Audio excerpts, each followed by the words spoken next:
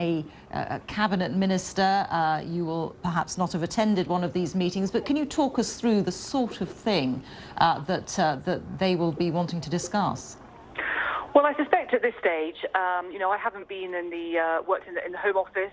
I have attended a COBRA meeting in the past. I think at the time it's a lot of information gathering as to what has happened. The police there and the conference were very careful not to speculate. It's understanding what's happened, what needs to happen in terms of providing security and safety for people in the party state and also for members of the public going forward.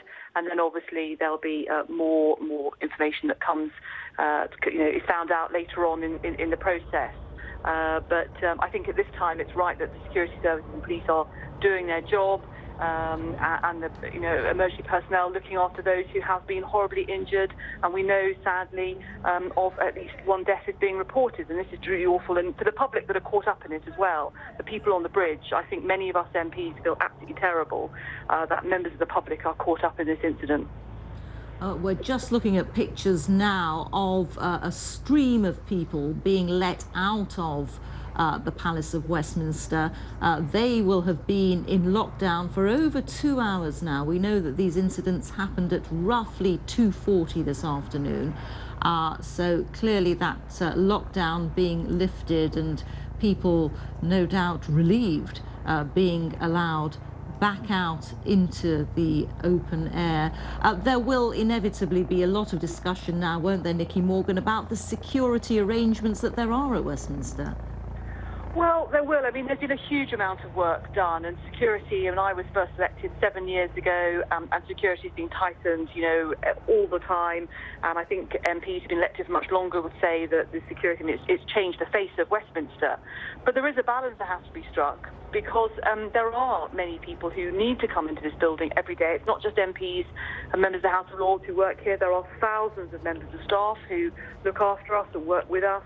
And members of the public need to come in. Today I had some college students from the Further Education College in my constituency who were visiting, and, it's very important that they are able to come and to see the palace and to go on the tours, which they really, really enjoy and value. We have lots of tourists as well. So it's getting that balance right between public access, the ability for people to meet their members of parliament, but also obviously keeping them safe and knowing exactly who is on the estate and what people are bringing in. As you're speaking there, the London Ambulance Service say they have treated at least 10 patients on Westminster Bridge. So that was the incident that happened prior to the attack in the Palace of Westminster precincts of a vehicle ploughing apparently deliberately into a group of people. The London Ambulance Service saying they've treated at least 10 patients, with the possibility there, of course, that there might be more. We do know from a doctor at St Thomas's Hospital that a woman has died from her injuries in that incident, and that others have sustained what are being called catastrophic injuries. And I suppose that just goes to reinforce your point, Nicky Morgan, that, to a certain extent, London is an open city. There is a limit to how much you can lock down areas. You can impose security on the Palace of Westminster, but the areas all around it are extremely busy too. Absolutely. I mean, Westminster is, or the Palace of Westminster is one of the UNESCO World Heritage Sites. It's a place that is always absolutely full of tourists. Doesn't matter what the season is, almost what the time of day is. It's somewhere very, very important that people can come here and can visit, and we want that to continue. And I suspect there will be many, many people watching and listening to all these incidents who have absolutely been in the palace, have walked over Westminster Bridge, and have walked along the embankment. Will know these scenes incredibly well, and will be absolutely stunned to see what's happened today. I think, today is a time, obviously, for trying to gather information, understand what's happened. There are lessons, but, it is important, as I say, that we keep that public element. What you don't want to do is to see parliamentarians even more removed from outside. It's important that we are able to meet members of the public, and they're able to come and visit this place, which is the mother of all parliaments. Yes, indeed. Just for any viewers who are just joining us now, what we're seeing is a flood of people being let out of the Palace of Westminster. They've been held in there in lockdown for over 2 hours now after 2 incidents that the Metropolitan Police are describing as, they're saying they're treating them as terror incidents. After those, they happened at about 20 to 3 this afternoon. So people no doubt relieved to be being allowed out of the building. Nikki Morgan, what was the atmosphere like while all this was going on inside? I think it was, first of all, it was stunned that something like this had happened, and then obviously curious about what exactly had happened, and obviously trying to piece together information. I think what was remarkable, certainly about where I was in Portcullis House, was that there were MPs, members of the public visiting, lots of journalists, lots of members of our staff who were there. So a real mixture of people. And people very obviously uncomplaining. I mean, we were being kept safe. I'm very grateful for all of the support and safety we've had from the police officers and security personnel today. And I think afterwards there'll be a time for reflection. But people were quite shaky. I think it was a big shock to people. Although you hear of incidents like this happening, you never think it's going to happen to you and in your workplace, and very tragically it has. OK, Nikki Morgan, many thanks for your time. So let's just bring you up to date with what we know so far. Let's just bring you the statement, actually, in the last few minutes, released by the Mayor of London, Sadiq Khan, who says he would like to express his thanks to the police and emergency services. He says he's spoken to the acting commissioner, Craig Mackeys, who was in fact involved as a witness to the incident. Metropolitan Police Services dealing with an incident, investigation underway, and my thoughts are with those all affected and their families. So terror on the streets of London, in the heart of Westminster. Eyewitnesses describing scenes of terror as an attacker is shot several times as he approached a police officer within yards of the Houses of Parliament. Paramedics fighting to save his life and that of his victim on the floor of this cobbled courtyard in the front of Parliament. Among those giving aid to the injured officer, the Foreign Office Minister Tobias Ellwood, who was among those who rushed to help. And that was the second incident this afternoon. The first was a vehicle that ploughed, apparently deliberately, into a group of people on Westminster Bridge. One of our colleagues, Nick Robinson, said it appeared to be a group of French students. We know that one woman has died in that incident and several others have sustained catastrophic injuries. Parliament being evacuated, MPs who've been in lockdown being asked now to leave, but an ongoing scene there in Westminster. Continuous coverage here on BBC News.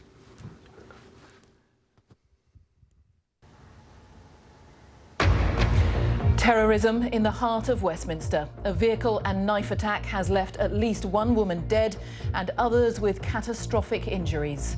Police are treating this as a terrorist incident. This is thought to be the attacker as he was apprehended.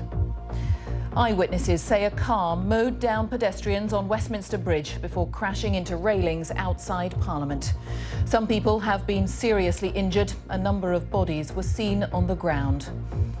It's believed that a short time after that, the attacker stabbed a police officer outside Parliament before being shot by police. This man, who appears to be the attacker, was treated inside the Palace of Westminster shortly after. The Prime Minister was in Parliament at the time, but is now back in Downing Street. There will be an emergency Cobra meeting tonight. I'm Ben Brown. I'll be reporting live from the edge of the police cordon here in Westminster, which is tonight in lockdown.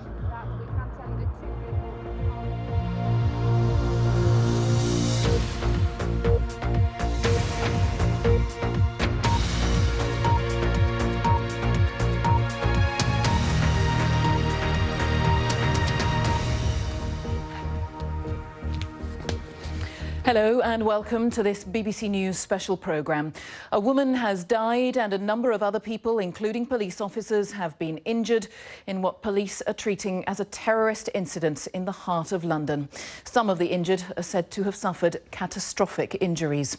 A large part of Westminster is in lockdown this evening after a car drove along Westminster Bridge, apparently mowing down pedestrians.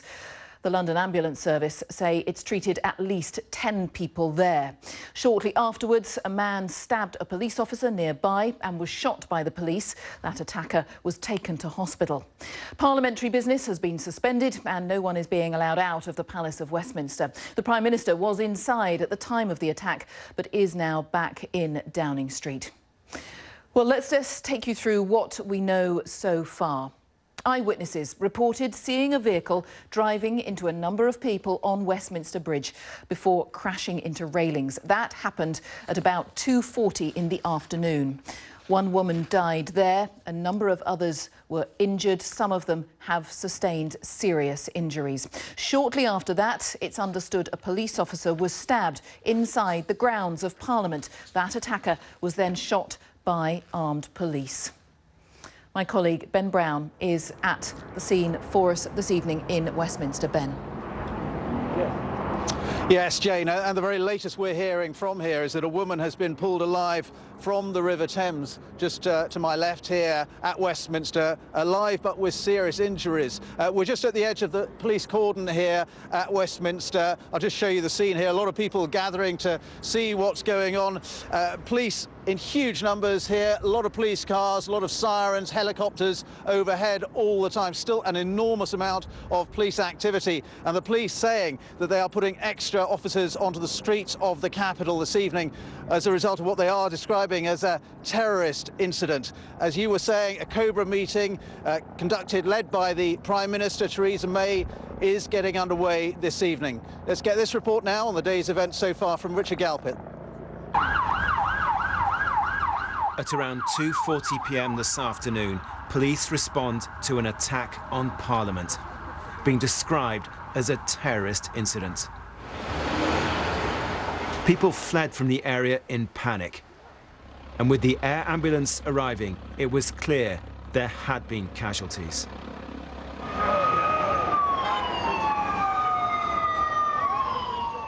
On Westminster Bridge, very close to Parliament, this car had smashed into the railings. On its way, it had apparently ploughed into pedestrians who'd been walking along the pavement. Up and down the length of the whole bridge, at least 8 figures lying on the ground on the west pavement of the bridge. And it appears that a car mounted the pavement on the south side of the bridge and, did deliberately strike into numerous individuals, leaving them on the ground before crashing in at the north end of the bridge. As I walked up the bridge onto the bridge where it happened, there was a lady in a pool of her own blood, just against some postcards. There was another lady next to her who was injured. And as I looked towards Big Ben, there was a lady in the road. There was about 3 people sitting up against the bridge being looked after. And, it's something you just don't expect to see in London. It's quite shocking, actually. And inside the perimeter of the Parliament grounds, more casualties. A policeman had apparently been stabbed by a man who'd managed to get through the entrance.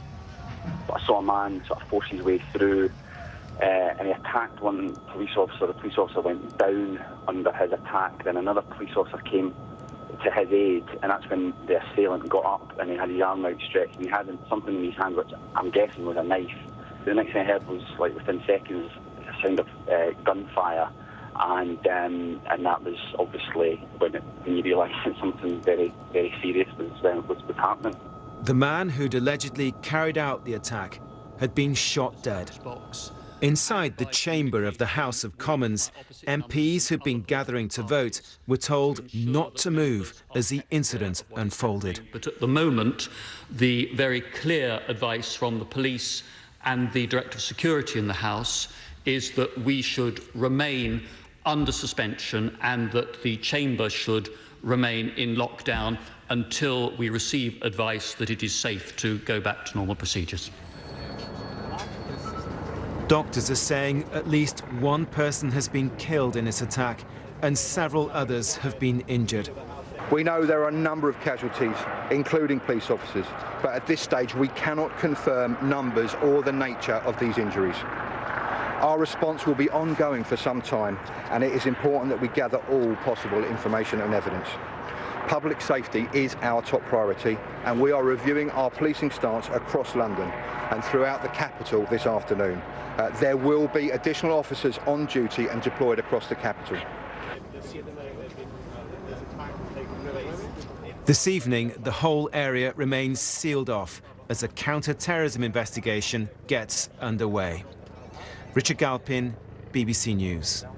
Do we need to do that again? Well, here at Westminster, you can probably hear some of the sirens and ambulance just going past right now. An awful lot of police vehicles as well around where we are, just at the edge of the police cordon and down the road of the Palace of Westminster. We are just hearing that MPs and peers have been leaving the Palace of Westminster. It's been in lockdown ever since this incident began after lunch. It's been in lockdown. People were told to stay where they were, including MPs and peers. But in the last few minutes, they've been moved away from the Palace of Westminster to Westminster Abbey, we understand. The Prime Minister was also moved from Parliament back to Downing Street. Well, you saw some of the Metropolitan Police Commander talking there in that report from Richard Galpin. Let's hear in full now that statement from the Metropolitan Police and their Commander, B.J. Harrington, a short time ago. Since 2:40 this afternoon, the MPS has responded to an incident in the area of Parliament Square, and the Senior National Coordinator has declared this a terrorist incident. And although we remain open-minded to the motive, a full counter-terrorism investigation is already underway.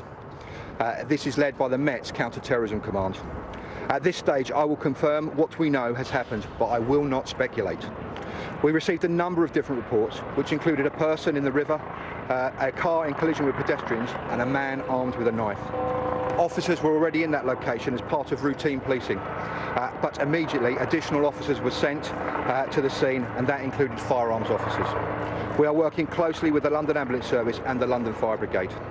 I'd like to repeat our request for the public to avoid the following areas: Parliament Square, Whitehall, Westminster Bridge, Lambeth Bridge, Victoria Street up to the junction with Broadway, and the Victoria Embankment up to Embankment Tube Station. This is to allow emergency services to deal with this ongoing incident. There is an ongoing investigation being led by the Counter-Terrorism Command, and we would ask anybody who has images or film of the incident to pass those to the police. We know there are a number of casualties, including police officers, but at this stage we cannot confirm numbers or the nature of these injuries. Our response will be ongoing for some time, and it is important that we gather all possible information and evidence. Public safety is our top priority, and we are reviewing our policing stance across London and throughout the capital this afternoon. There will be additional officers on duty and deployed across the capital. I would like to ask the public to remain vigilant and let us know if they see anything suspicious that causes them concern, and if they do, to dial 999 immediately. The Acting Commissioner, Craig Mackey, is being treated as a significant witness, as he was at the scene when the incident started. Whilst he is not injured, it would be inappropriate for him to be here to talk about the incident at this stage. Our thoughts and his thoughts are with all of those involved and responding to that incident this evening.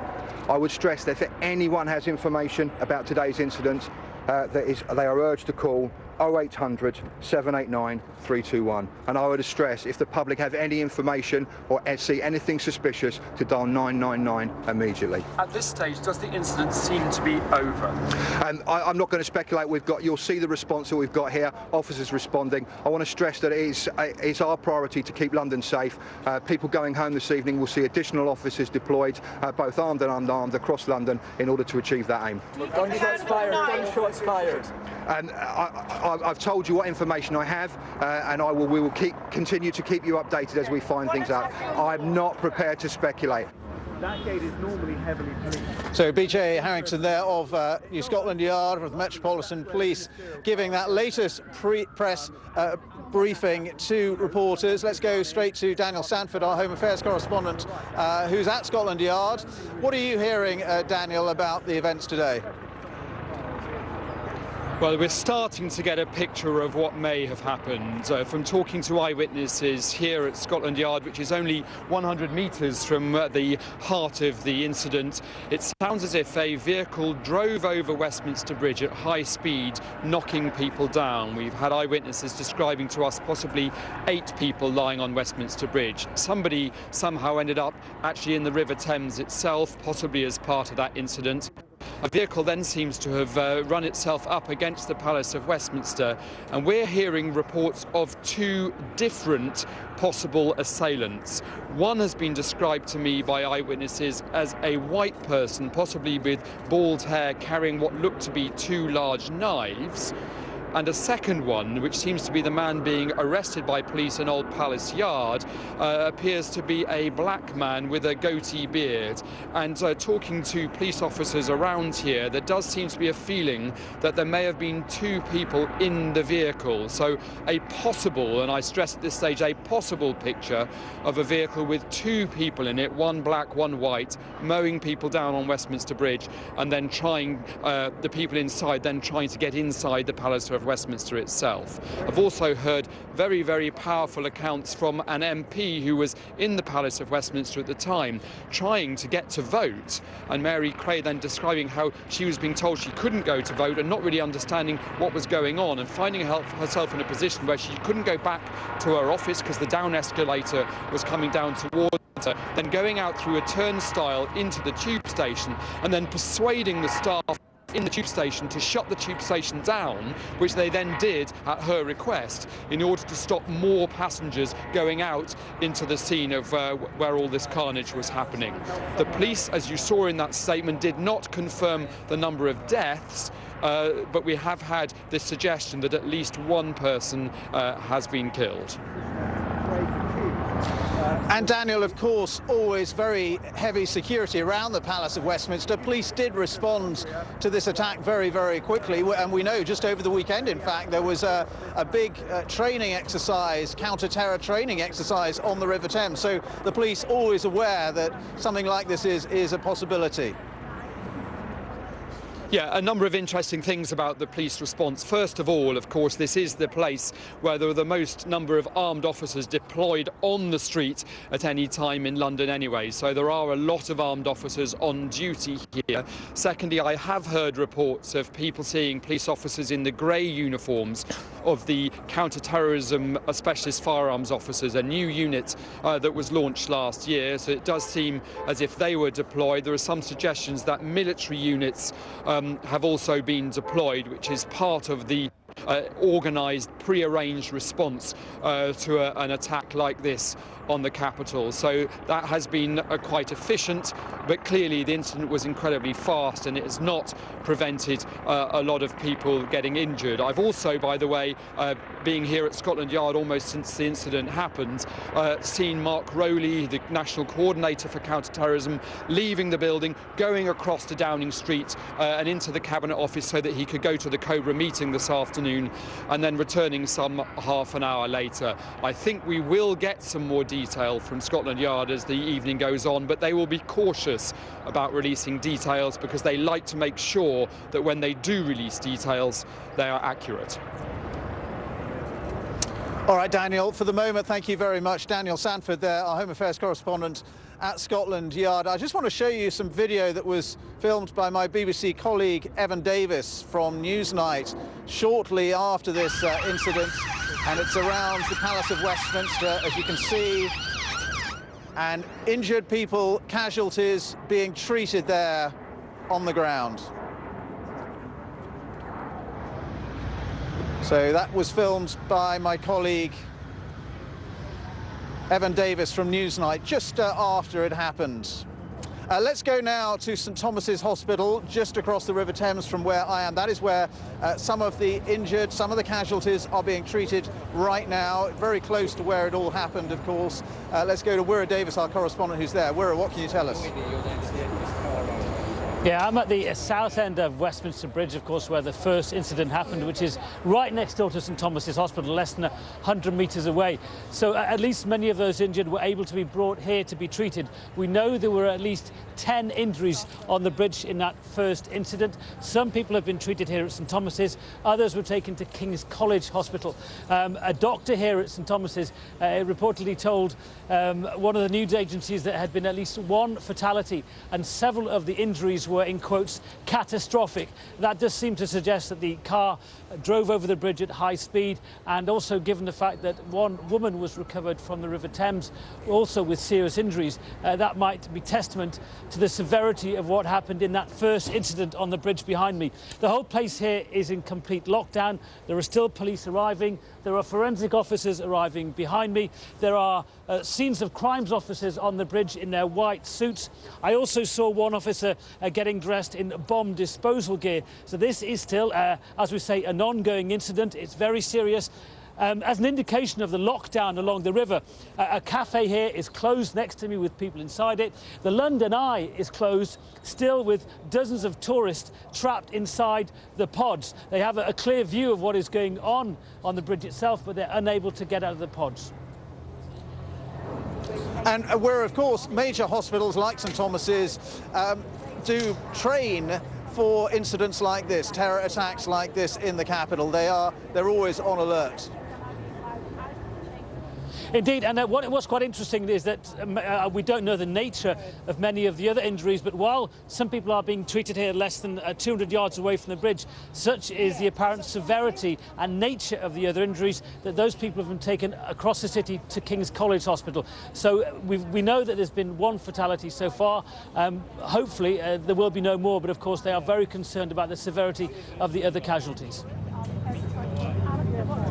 All right, Wirra, thank you very much indeed. Wirra Davis there at St Thomas's. I think we can talk now to John Woodcock, the MP, who heard the gunshots earlier on this afternoon. John Woodcock, thanks for being with us. What can you tell us? Hello. Well, like many others, I'm currently waiting in a part of the palace to while we're on lockdown. But I mean, as with every vote, there was a crowd of MPs, and I was among them, who were making their palace yard along the corridor, what is called the colonnade, on our way to the division lobbies. We were many people already still inside, but we were among the last to be voting. Yeah.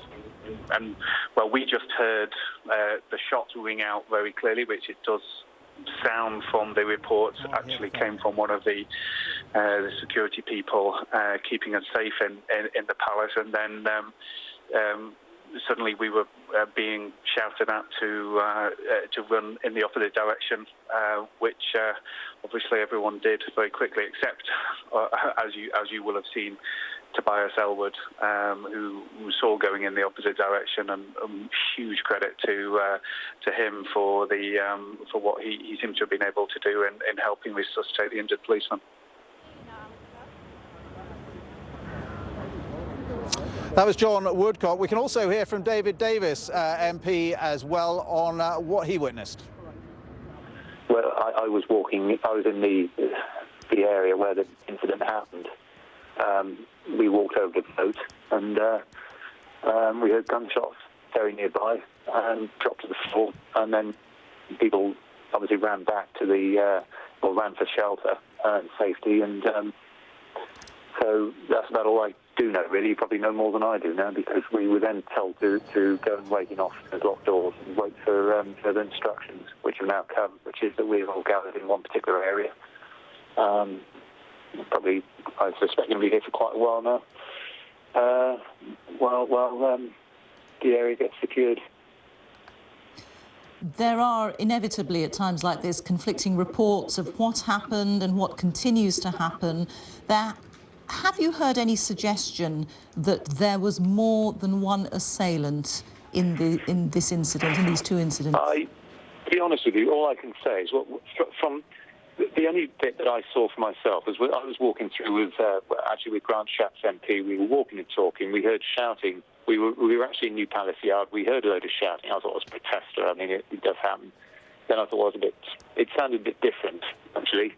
But you don't really think. And I sort of vaguely looked around. The next thing, there was at least one shot. I think I looked around. I thought, I can't be here. I can't be for real, is it? And then more shots. So I can't remember exactly if I shouted, "Get down," or everyone got down on the floor. People started moving backwards. I waited for the shots to stop. I was in quite a poor position. I was behind a pillar. And I just took a chance and ran back to Portcullis House. I thought it was I just didn't know what was going on. But somebody was in the area with a gun, and obviously I wasn't in a very good place. So, not really. But I'm hearing that maybe it was a police officer that fired. I just don't know.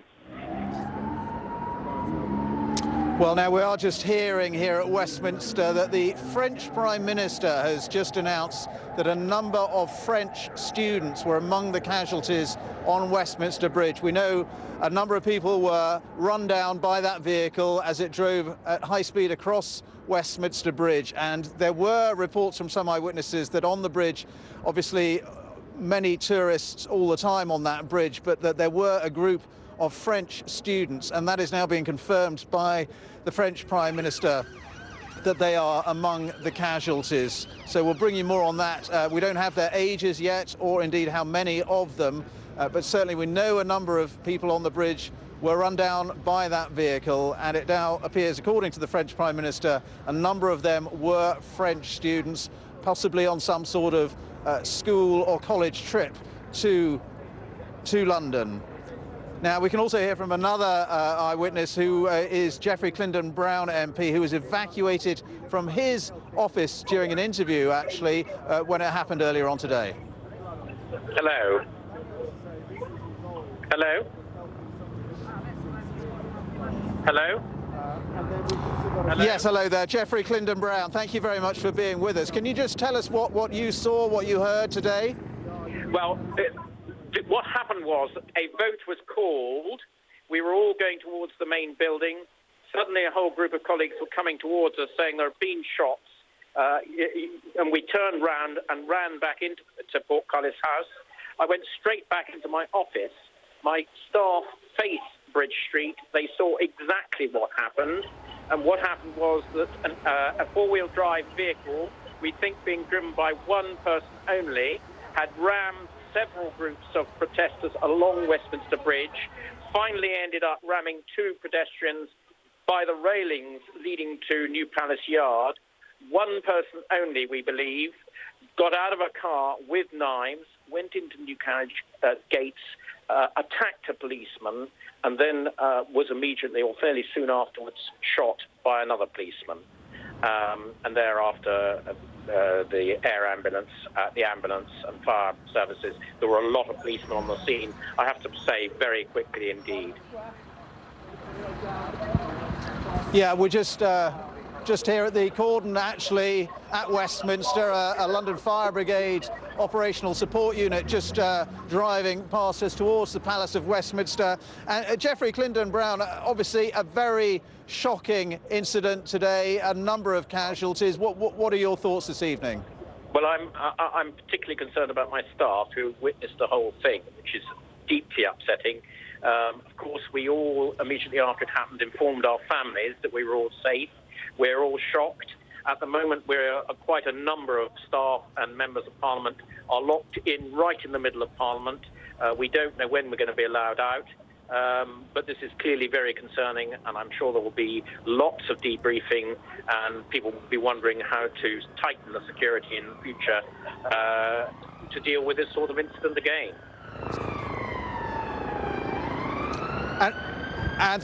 Thank you very much indeed. That's Geoffrey Clyndon Brown there, MP. Well, now let's hear from another eyewitness to what happened this afternoon. Kevin Schofield told us what he saw. Yeah, well, we were first alerted to something that happened when we heard like a loud bang outside, like there was like a car crash looked out the window. It was on our side of the building. Looked out the window, and it was pretty chaotic. There was people running around. There was shouting, and I looked down to my left at a part of the estate called Carriage Gates, which is normally locked off to the public, guarded by armed police. But I saw a man sort of force his way through, and he attacked one police officer. The police officer went down under his attack. Then another police officer came to his aid, and that's when the assailant got up, and he had his arm outstretched, and he had something in his hand, which I'm guessing was a knife. And then, because of the way the windows, I couldn't quite. He then walked towards the policeman. I couldn't quite see what happened next. But the next thing I heard was, like, within seconds, a sound of gunfire, and that was obviously when you realise that something very, very serious was happening. That's Kevin Schofield, an eyewitness. Well, I'm joined now here at the edge of the police cordon at Westminster by our political correspondent Eleanor Garnier, who's been here all afternoon. And, of course, MPs and peers were in lockdown. What's happened to them now? I understand that there were about 500 people in Westminster Hall, which is one of the biggest rooms in the Palace of Westminster. They were all being kept there by police. In the last 15 minutes or so, they have all been taken across the road. So they've actually left the Palace of Westminster and they've been taken into Westminster Abbey. It's literally 10 minutes on the other side of the road. I've been told by an MP who's in there that there are 1,000 people inside Westminster Abbey, and the MP said they're expected to be in there for at least 90 minutes. They're now being addressed by a senior police officer.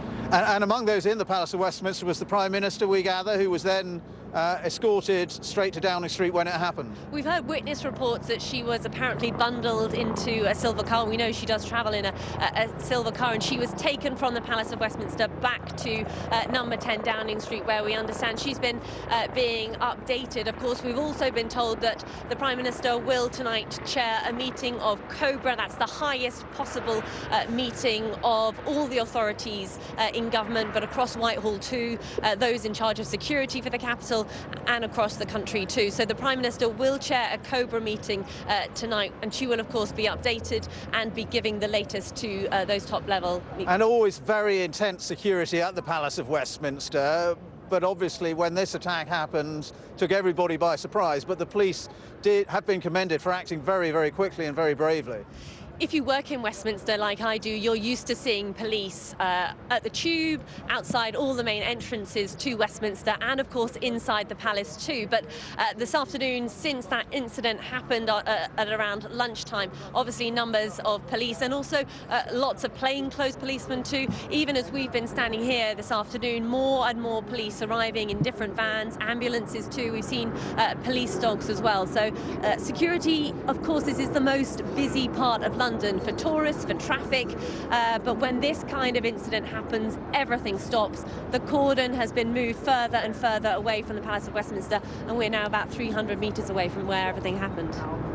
Eleanor, let me just tell you that we're hearing that the Foreign Office Minister, Tobias Ellwood, who I actually know quite well, he apparently gave mouth-to-mouth resuscitation to one of the police officers who was injured, who we're hearing has since died of his injuries. But this was the Foreign Office Minister Tobias Ellwood, a minister at the Foreign Office for a number of years now actually, who gave mouth-to-mouth to a police officer who's now died. And Eleanor, I suppose that just shows how this terror attack, you know, a government minister involved right at the heart of it. Yes, we've seen images of Tobias Ellwood giving first aid to a body lying on the floor. So the police and MPs and members of staff, the people that work in the kitchens, the cleaners, everybody has been involved in this incident. And an MP I spoke to said that they were being asked to stay in a corridor below Parliament. They were being kept there with all sorts of members of staff. So it's not just MPs, obviously, inside Westminster. There's the public to deal with too. We know Jeremy Corbyn has put out a statement saying that his hearts and best wishes go out to those who have been injured, thanking and praising the police for the work they've been doing too. And pretty soon after the incident occurred, heard, of course, the House was sitting, MPs were in the chamber. The leader of the House of Commons, David Lidington, gave a statement to the House saying that this incident was ongoing, that a policeman who had obviously been incident, we now know that he has obviously subsequently died, but MPs then were not allowed to leave the Commons. As soon as Westminster went into lockdown, the chamber was locked, so none of the politicians could leave the chamber. Those outside couldn't go into it either. Eleanor, for the moment, thank you very much indeed. Still really intense activity all around here. All these streets sealed off by police tape and officers stopping people moving around. We're at the edge of the cordon. You can hear the sirens, helicopters moving around all the time, ambulance just coming past me down to the left as well. So still really intense activity. The police had been asked whether this incident is officially over, but they wouldn't say that. They said they didn't want to speculate at all on whether or not it is over. And as you were hearing Eleanor saying, about 1,000 MPs, peers and parliamentary staff moved from the Palace of Westminster in the last hour or so to Westminster Abbey, to the safety of Westminster Abbey, where they are being protected. That's the very latest from Westminster. Jane, back to you in the studio. Ben, thank you. My colleague Ben Brown there at Westminster. And just to reiterate that news that Ben brought us in the last few minutes, the BBC understanding that one of the police officers injured in this incident at Westminster this afternoon has died. We know that one woman had died. We'd heard that earlier, just a little earlier in the afternoon, died of her injuries on Westminster Bridge. And now we are hearing that a police officer has died as well in this incident in Westminster, in the heart of London, that the Metropolitan Police are treating as a terrorist incident at this stage. Just worth telling you that the Met, in fact, has told us that it will be giving another news briefing actually relatively soon, around about perhaps 5 to the hour. So we'll have more details from the Met. But that's coming up in the next little while, so more details from the Metropolitan Police. We've also here at the BBC had some pictures in from a tourist that have been released, filmed from that area around Parliament. Let's just see these pictures, this amateur footage that has come in recently.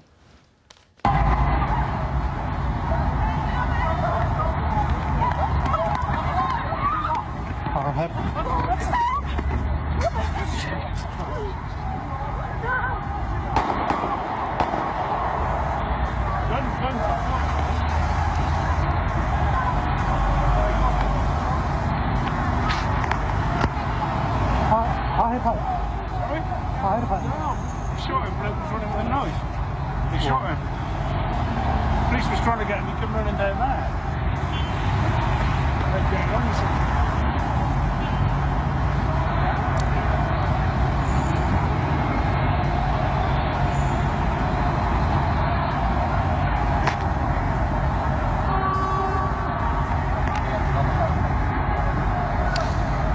So that footage filmed, we are told, by a Taiwanese tourist who was clearly right there by the Houses of Parliament at the time of that incident a few hours ago now in Westminster, and that the sense of panic, people running that you saw at the start of that footage, that just gives you a sense of the panic at the time. And it is really hard to overstate just what an incredibly crowded part of the capital it is. That whole area around the Palace of Westminster, the Commons, the Lords, that whole area is always thronged with tourists in particular.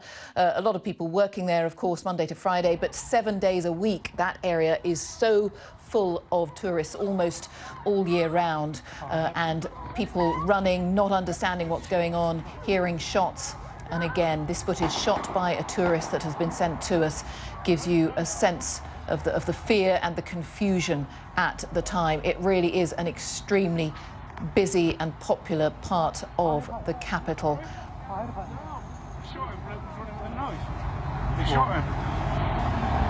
Well, we are waiting for another news conference from the Metropolitan Police, perhaps in the next 15 minutes or so, but the Met has been updating journalists fairly regularly over the last few hours as to their understanding of the incident. Let's just hear a little bit that we've heard in the last hour from Commander B.J. Harrington from London's Metropolitan Police. This is the statement he gave to journalists outside Scotland Yard. Since 2:40 this afternoon, the MPS has responded to an incident in the area of Parliament Square, and the Senior National Coordinator has declared this a terrorist incident. And although we remain open-minded to the motive, a full counter-terrorism investigation is already underway. This is led by the Met's Counter-Terrorism Command. At this stage, I will confirm what we know has happened, but I will not speculate. We received a number of different reports, which included a person in the river, a car in collision with pedestrians, and a man armed with a knife. Officers were already in that location as part of routine policing, but immediately additional officers were sent to the scene, and that included firearms officers. We are working closely with the London Ambulance Service and the London Fire Brigade. I'd like to repeat our request for the public to avoid the following areas: Parliament Square, Whitehall, Westminster Bridge, Lambeth Bridge, Victoria Street up to the junction with Broadway, and the Victoria Embankment up to Embankment Tube Station.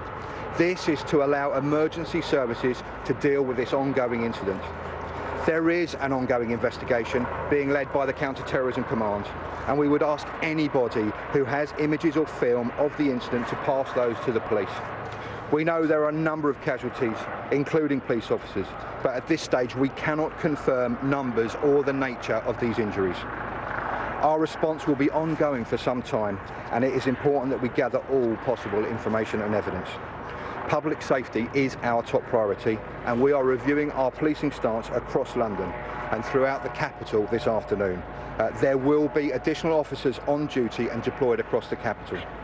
I would like to ask the public to remain vigilant and let us know if they see anything suspicious that causes them concern, and if they do, to dial 999 immediately. The Acting Commissioner, Craig Mackey, is being treated as a significant witness, as he was at the scene when the incident started. Whilst he is not injured, it would be inappropriate for him to be here to talk about the incident at this stage. Our thoughts and his thoughts are with all of those involved and responding to that incident this evening.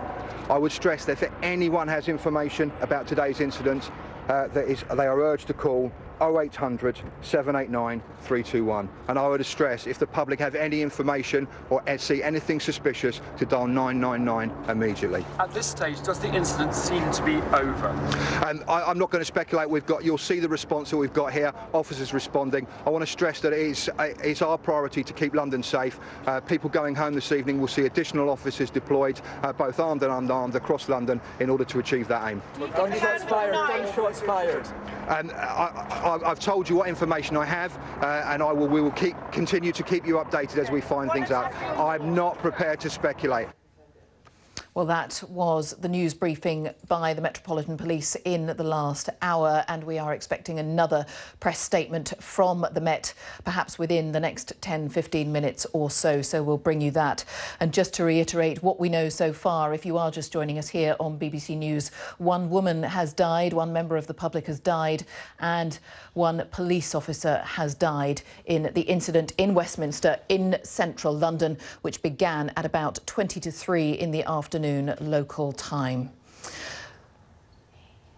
Let's just see again that footage which has been sent to us in the last little while. It was filmed by a tourist from very, very close to the Houses of Parliament, to Big Ben. As you will see, this is filmed by a Taiwanese tourist.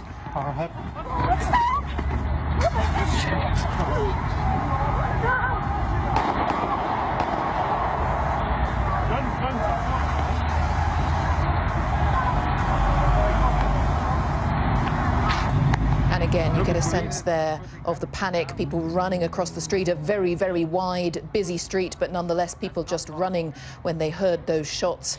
Confusion, people, of course, not understanding what was happening. It is an extremely busy and crowded part of the capital.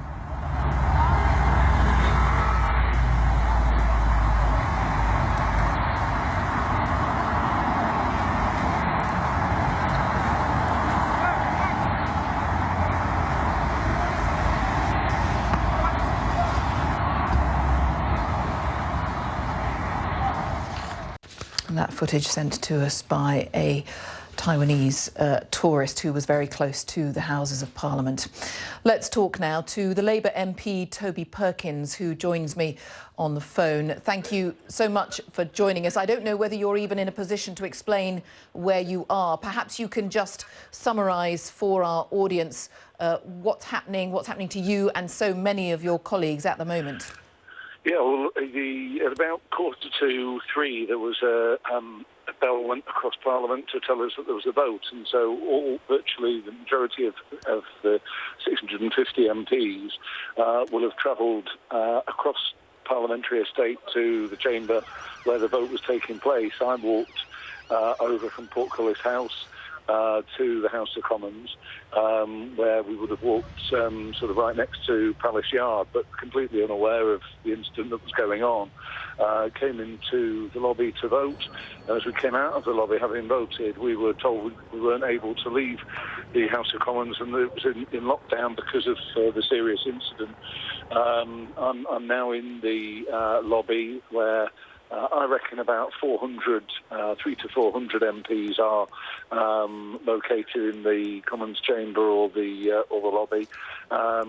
Obviously, there's a deep sense of shock at the news that a police officer who has lost his life. We're all very conscious of the sort of professionalism of the police and the bravery of the police on this occasion and always. So I think it's a pretty sombre mood at that news. Of course. Do you and all those hundreds of colleagues that you're there with, do you feel safe at this stage?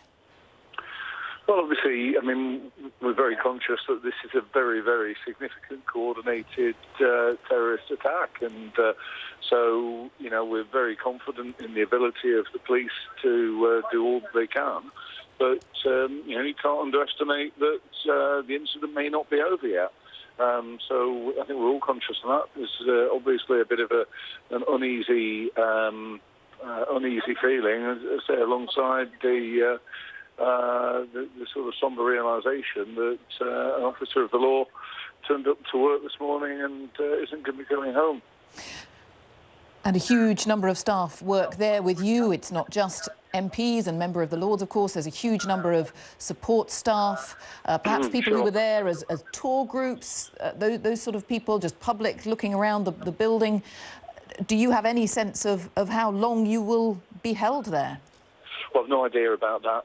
Obviously, that's not an important matter in the context of everything else. I'm told that the Prime Minister, Theresa May, was in voting at the time, that she was whisked away by armed officers and left the Palace of Westminster straight away.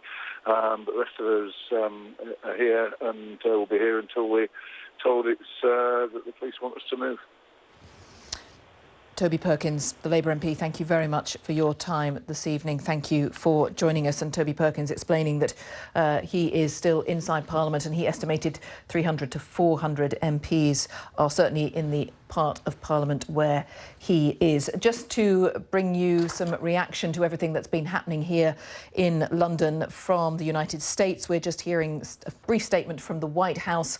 The White House saying that President Trump has spoken to Theresa May about this attack here this Wednesday afternoon. So President Donald Trump has spoken to the British Prime Minister Theresa May about this attack.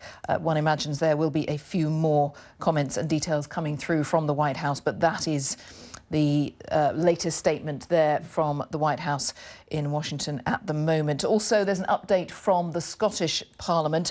This, of course, was meant to be a hugely important and significant day there with the second day of the debate inside the Scottish Parliament, but proceedings there were suspended once it became aware what was going on in Westminster.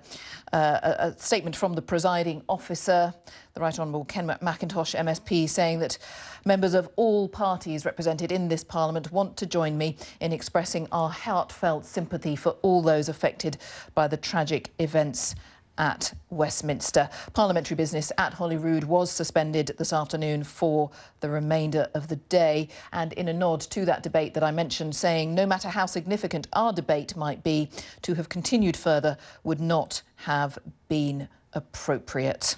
Parliamentary business will proceed tomorrow. So that's the latest statement from the Scottish Parliament at Holyrood. So for now, let's return to Westminster itself and let's go back to my colleague Ben Brown. Jane, yeah, still huge police activity all around us here. We're at the very edge of the police cordon. You can probably hear all the sirens, police cars just racing around us all the time, and helicopters in the sky as well. The latest information we now have is that 2 people have died. A woman who seems to have died on the bridge, on Westminster Bridge, as that vehicle, we now think driven by 2 men, ran into a number of people on the bridge. At least 10 casualties, according to London Ambulance. They say they treated 10 casualties. 1 woman died. We think 1 woman also went into the River Thames, who was then pulled out of the River Thames alive, but with serious injuries. More police just going down towards the Palace of Westminster right now. So 2 people dead, and also the police officer who was stabbed in the attack as well, and then given mouth-to-mouth resuscitation by the Conservative MP and Foreign Office Minister Tobias Ellwood has also now died. Tobias Ellwood, who was seen giving mouth-to-mouth to that police officer who emerged with blood on his clothes, having tried to stem the flow of blood from that police officer, but that officer has now died. And we gather that a number of the people on the bridge who were injured were school children from France, from Brittany, according to the French Prime Minister, Bernard Cazeneuve. 3 of them were French school children on some sort of school trip to London, hit by that vehicle, it seems, as they were on Westminster Bridge. And we've had a statement from the French embassy here in London saying terrorism concerns us all. France knows how the British people are suffering today. That just in from the French embassy. Well, our political correspondent Eleanor Garnier is with me here at Westminster. And Eleanor, we know that the MPs and peers who were in lockdown as soon as this happened, they've now been moved to Westminster Abbey. Yeah, that's right. As soon as the incident happened and police took control of the situation, Westminster went into lockdown. MPs were even locked inside the chamber, and I don't know if they have now been let out. A lot of people were moved into Westminster Hall. It's one of the biggest parts of Westminster. About 20 minutes ago, they were moved across the road into Westminster Abbey. I understand from one of the MPs inside Westminster Abbey that there are 1,000 people in there. This MP told me they expected to be in there for around 90 minutes. They're being given a briefing by a senior police officer. It's not quite clear whether or not those MPs are going to be asked for information. Perhaps they may be able to help with this incident, which we now know is a serious anti-terrorism operation that is now going on. And the Prime Minister, we gather, was in the Palace of Westminster. She was escorted very quickly back to Downing Street, and she's about to chair a meeting at Cobra, the Emergency Committee. Yeah, the Prime Minister was in the House of Commons or in Parliament. Some witnesses say she was bundled very quickly into her car, which then sped off towards number 10. She's been there all afternoon, obviously being briefed and getting the latest information. She's going to be hosting a Cobra meeting. That is the top-level meeting that is pulled together when serious incidents happen. There'll be not just top politicians there, but senior people from across Whitehall and also from the security services too, and the Metropolitan Police as well. So the most senior people will be at that Cobra meeting. And I'm sure, as we heard from David Lidington, the leader of the House of Commons, pretty much imminently when this incident happened, he said that obviously the police were taking control of the situation. He was very sad that one police officer had in fact been injured. We now know that that police officer did sadly die. And just in terms of security around Palace of Westminster, I mean, it's been increased hugely over recent years, understandably, but of course you can't stop an attack of this kind, really. If you work in Westminster, like I do, but for people who work in offices around here too, we're very used to seeing police on the entrance and exits of the Palace of Westminster, armed police, also around the Tube. It's not unusual to see police officers walking around inside Parliament too. But since this incident happened, obviously we have seen police car after police car going past. Some unmarked, lots of unclothed police, plainclothes police officers, ambulances, police dogs as well, and a serious incident incident fire brigade unit as well. So yeah, the police operation has massively stepped up, and actually the longer we got after the incident, the further and further away the cordon was pushed, and that's why we are now about 300 metres away from the Palace of Westminster. And it is, you know, there are flashing blue lights behind us, but it is some distance now that we are from the Palace of Westminster and where this incident happened. And as I was saying, that Tobias Ellwood, the junior minister in the Foreign Office, the fact he was so closely involved trying to save the life of this policeman just shows, you know, this was really the heart of Westminster. That's right. I mean, Westminster is the centre of London, if you like. There are always lots of tourists here. It's a key spot to have your photograph taken, but it's also incredibly busy because of where it is, right in the centre of Westminster. There's always masses of traffic. But inside the palace too, you don't just have MPs and peers. Remember, there are hundreds of people who help to keep this place going. There's people who look after the kitchens and the cleaners, and everybody works closely together inside the palace. Ellen, we're just going to try and show you just over on that side of the road. You might be able to see some school children who are being escorted away from the Palace of Westminster by the police. Obviously, a very traumatic day, confusing and bewildering, no doubt, for them to have been caught up in all of this chaos. I don't know how long they've been here, but of course, Westminster, as Eleanor was just saying, very much a centre for tourists to come, to have their picture taken around Parliament. So let's just bring back in Eleanor Garnier, my colleague, political correspondent. Eleanor, saying really, it's just Westminster is such a busy place all the time, not just politicians, but tourists, people coming just to have a look at Westminster. And school trips too, and there's a relatively recently opened visitor centre, and that's perhaps where these young people, these pupils have been. It was opened quite recently. It gives people a chance to find out what Westminster's all about, and there are always school trips coming to learn about democracy and the way Westminster works. So yeah, it's not just MPs and peers that will have been caught up in this extremely serious incident. It's members of the public, school children, as we've just seen, but also other staff inside the Palace of Westminster. And there will be people who are friends and have family members who work in the palace who will have been worried this afternoon, worried about the safety of everybody inside the Palace of Westminster. But MPs that I've been speaking to have been praising the police, praising how quickly they acted and they managed to close down the situation as we understand it. I was told MPs were told to stay in the rooms that they were in, to move away from the windows, and then gradually as time went on they were moved to be in bigger groups together, then eventually moved into Westminster Hall, where I'm told there were around 500 people.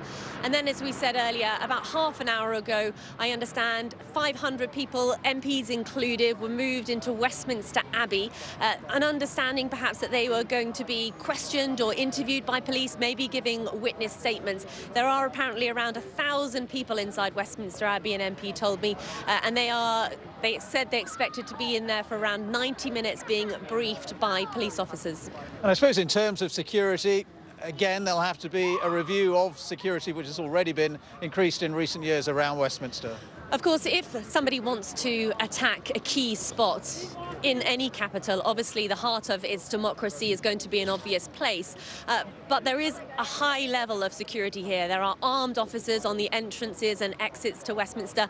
Even as someone that works here all the time, I have a pass that has to be cleared, you know, security clearances and that kind of thing. So, yeah, I'm sure security will be looked at again. And where the knife attack happened with the police officer, that New Palace Yard, just tell us exactly where that is, because it's inside the grounds of the Palace of Westminster. Yeah, it's an area that is behind the railings, if you like. There are high railings there. There are entrances for cars to come in and out of Westminster. Armed police always on that entrance and exit. And there are bollards that come up out of the pavement. So as cars go in, they are checked, and then they are obviously able to come out again as well. There is a car park underground in Westminster, so that's why the cars go in there. But the road between there, so where this car appears to have crashed up onto the pavement, the road there is a road between where where the MPs have their offices. It's a building called Portcullis House. It's a relatively modern building, but it is a real heart of where MPs gather and meet and talk to each other, and journalists too. That's where their offices are, and they are able to get from Portcullis into the Palace of Westminster actually underground. So they don't always have to cross the road, but clearly this attack has happened in the most central part of Westminster. And for all those living and working around here, traumatic day. I mean, just to hear gunshots, you know, I know people thought at first it might be a car backfiring, couldn't quite believe this might be some sort of attack. Yeah, I spoke to somebody that works for an MP straight away. They said they'd heard three what they thought were gunshots being fired.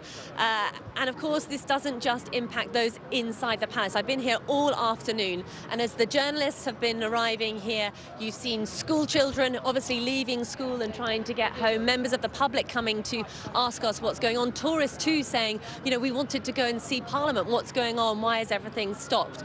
The traffic, of course, has been stacking up too, because the buses, they have been trying to get through a really busy junction, Westminster and Parliament Square. So yeah, this is going to have a very big impact as people start to begin their journeys home this evening. And we don't actually know this is over, do we? I mean, it happened a while ago, but it hasn't been declared over, although we have seen a number of people leaving the area, leaving the cordon. We did see two, I think it was two ambulances leaving the area.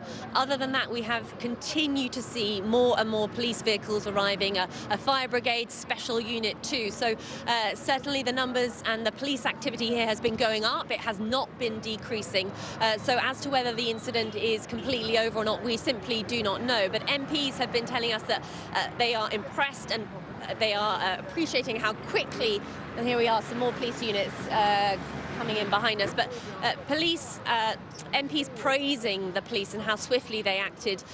David Cameron, I think, has relatively recently tweeted saying his thoughts are with all those that have been affected, as did the Labour leader Jeremy Corbyn, who said his best wishes were with those who had been affected and who had been injured in this incident. Yeah, just reading a tweet actually from Philip Hammond as well, saying he's been shocked by what has happened and his thoughts with those thoughts with the victims of this horrific incident. I know that David Cameron has said that those seeking to attack our democracy with these barbarous methods will never win. And of course, you know, this is the early stages of this incident. There is going to be a huge amount of reaction. You mentioned security. Will that be stepped up? Will it not?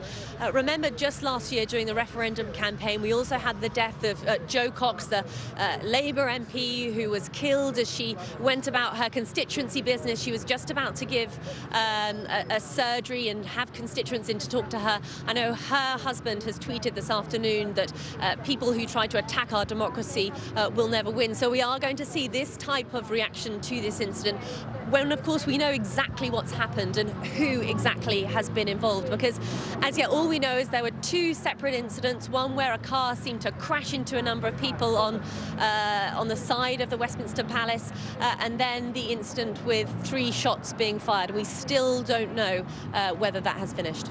Eleanor, thank you very much. Eleanor Garnier there. So as Eleanor was saying, that is the latest, and we gather 2 people dead, the police officer and a woman run down on Westminster Bridge. A number of people just been evacuated from the Westminster area past us here at this cordon. But for now, I'll hand you back to Jane in the studio. Ben, thank you. Ben Brown at Westminster. You are watching BBC News with extended coverage of the terrorist attack which has taken place this afternoon in Westminster in central London. The news at 6 will be here in just a moment on BBC One with all the latest details. And of course, you'll be able to keep up to date with the story all evening on the BBC News channel. In fact, we are going to go, I apologise, we're going to change that plan. We're going to go straight to Good evening, my name's Mark Rowley. Mark Rowley from I'm the the Met National Head of Police. Counter-Terrorism Policing, and I'm also Acting Deputy Commissioner. I want to make a statement about this afternoon's events, and I'm going to try and cover 3 main areas. What we know about the incident, the ongoing operation, and what London can expect over the coming days. As you know, we've declared this as a terrorist incident, and the Counter-Terrorism Command are carrying out a full-scale investigation into the events today. The attack started when a car was driven over Westminster Bridge, hitting and injuring a number of members of the public, also including 3 police officers on their way back from a commendation ceremony. The car then crashed near to Parliament, and at least one man, armed with the knife, continued the attack and tried to enter Parliament. Sadly, I can confirm that now 4 people have died. That includes the police officer who was protecting Parliament, and one man we believe to be the attacker who was shot by a police firearms officer. The officer's family have been made aware. At least 20 people have been injured. As part of long established and well-rehearsed plans, Parliament has been locked down and the Met responded in line with our plans for a marauding terrorist attack. That response included uniformed and specialist firearms officers. We now, of course, have an ongoing operation, and whilst we currently believe there was only one attacker, I'm sure the public will understand us taking every precaution in locking down and searching the area as thoroughly and exhaustively as possible. And I know that the officials working within Parliament and public in the area completely understand the need to do this, and I thank them for their patience and their support. This investigation has the full weight and expertise of the Counter-Terrorism Command behind it. And if there are people who saw the events unfold today but haven't yet spoken to us, I would urge them to get in touch. A crime scene will remain in place in the affected areas in Westminster, and it is understand it's vital we carry out a painstaking investigation to recover all the possible evidence. Looking forward, throughout the rest of the day, including when people are commuting home, and indeed over the days that follow, the people of London will see extra police officers armed and unarmed on our streets. This includes our officers working longer hours and extra shifts alongside our colleagues from British Transport Police and the City of London. And of course, as you're aware, we can call on the support of the military should we need to at a future point. We are also in the process of opening up our Casualty Bureau to help those people who are worried about friends and family who may have been caught up in the attack. Furthermore, we're reaching out to communities and community leaders across London to reassure them. Our strength as a city depends on our ability to stand together at such terrible times. If anyone sees anything suspicious or anything that causes concern, please do contact us, don't hesitate. My thoughts are with all those who have been affected by today's attack, and as a service, we've lost one of our own as he acted to protect the public and his colleagues. This is a day we planned for, but we hope would never happen. Sadly, it's now a reality. We will continue to do all we can to protect the people of London. I'll take a couple of questions.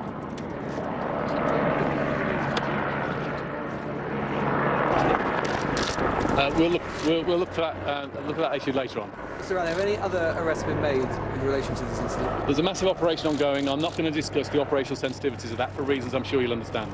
The officer that was attacked, was he one of the armed officers that protect Parliament? One of the armed officers protecting Parliament, yes. Just check, you said in the initial statement that the police were close to the vehicle, and then said you believe there was only one attacker. Is this still open? So, as you'll understand the situation, when you've had such an awful incident take place on Westminster Bridge, the reports will be confused with many different and varying accounts, and we're still working our way through that.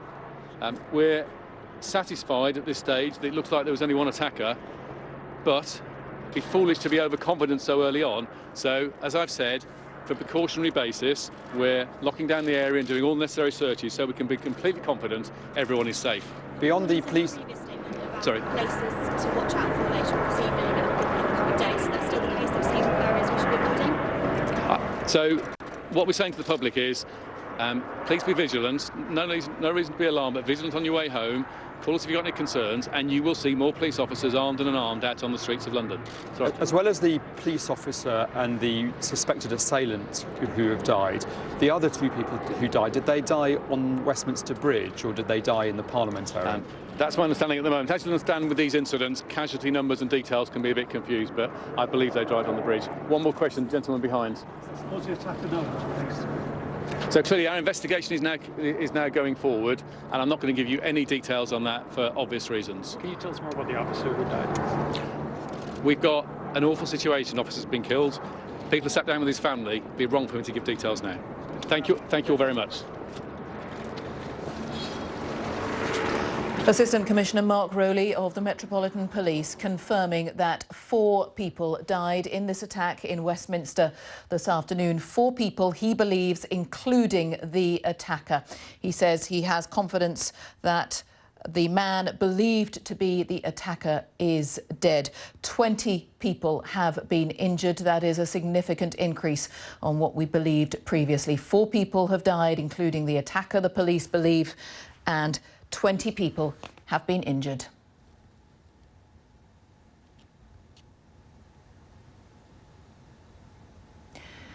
And in just a moment, viewers in the UK and around the world join George Allegire and the BBC News at 6. Tonight at 6, 4 people have died and 20 injured after a terror attack in the heart of London. This is Westminster right now. Police were called to the scene just before 3. We've been piecing together the details since then. Moments of panic, they don't yet know what's happened. And then this. The attack began on Westminster Bridge. A vehicle was driven into pedestrians. It's here at least 1 person was killed, several others were hit. Paramedics say their injuries are catastrophic. On the other side of the road there was a body, and when I looked further up there was another body, and then when I looked over the side of the bridge there appeared to be a body in the water as well. This is where the car ended up, crashed into the railing outside Parliament. Inside the gates of the Palace of Westminster, an attacker was shot by police after he stabbed an officer. This House is now suspended, but please wait here. MPs were told the building was in lockdown. Theresa May was there, but security officers got her out. The Senior National Coordinator has declared this a terrorist incident. And although we remain open-minded to the motive, a full counter-terrorism investigation is already underway. I'm Nuala McGovern. On BBC News and BBC World News, we'll be bringing you continuing coverage and analysis of the Westminster terrorist incident and looking at reaction from around the world.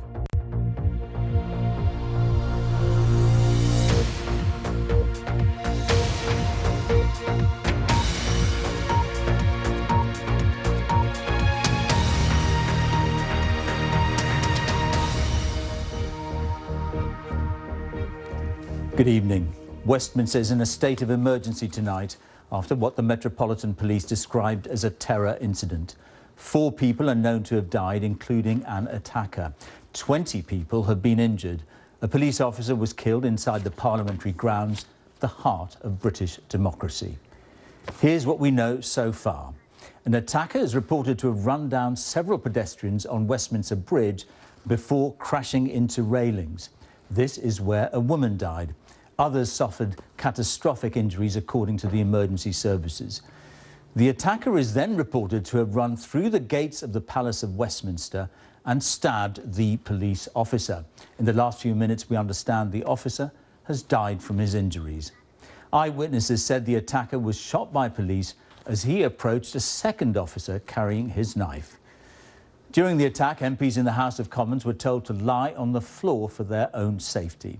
Our first report tonight is from our political editor, Laura Koonsberg, who's been inside Parliament.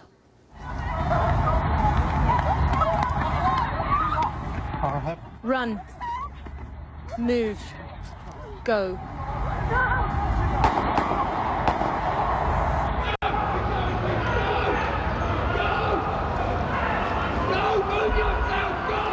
The shouts around the heart of Westminster, the centre of our government. Normally a safe place. Not today.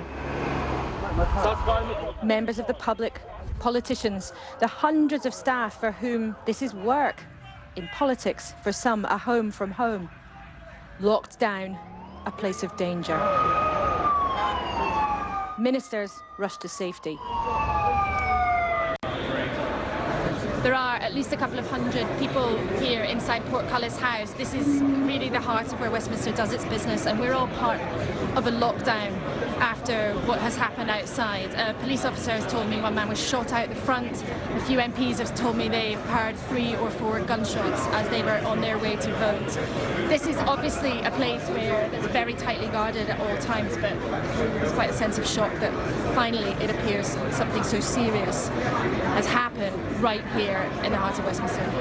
Inside, everything unclear. Order! I am now going to suspend the sitting of the House. This House is now suspended, but please wait here. Then, in a chamber that sat through all sorts of situations, work interrupted. There has been a serious incident within the estate. It seems that a police officer has been stabbed, that the alleged assailant was shot by armed police. An air ambulance is currently attending the scene to remove the casualties.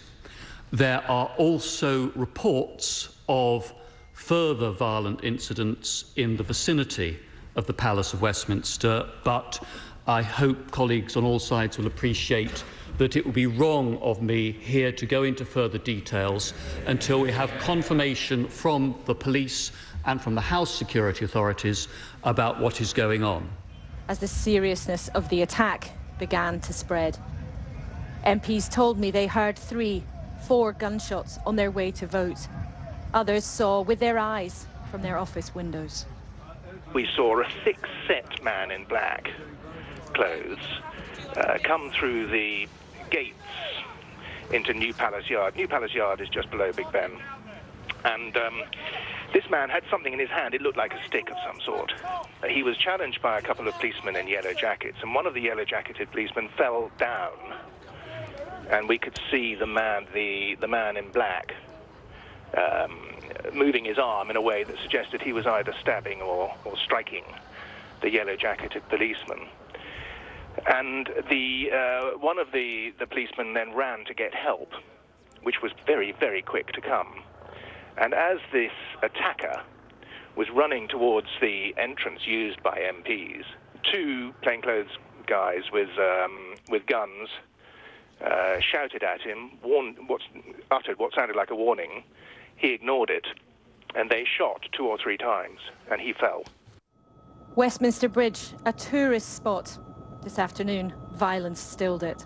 I heard what I thought was just a collision, and then I looked through the window of the taxi, and I saw someone down, obviously in great distress, and then I saw a second person down, and I started filming, and then I saw 3 more people down, one of them bleeding profusely.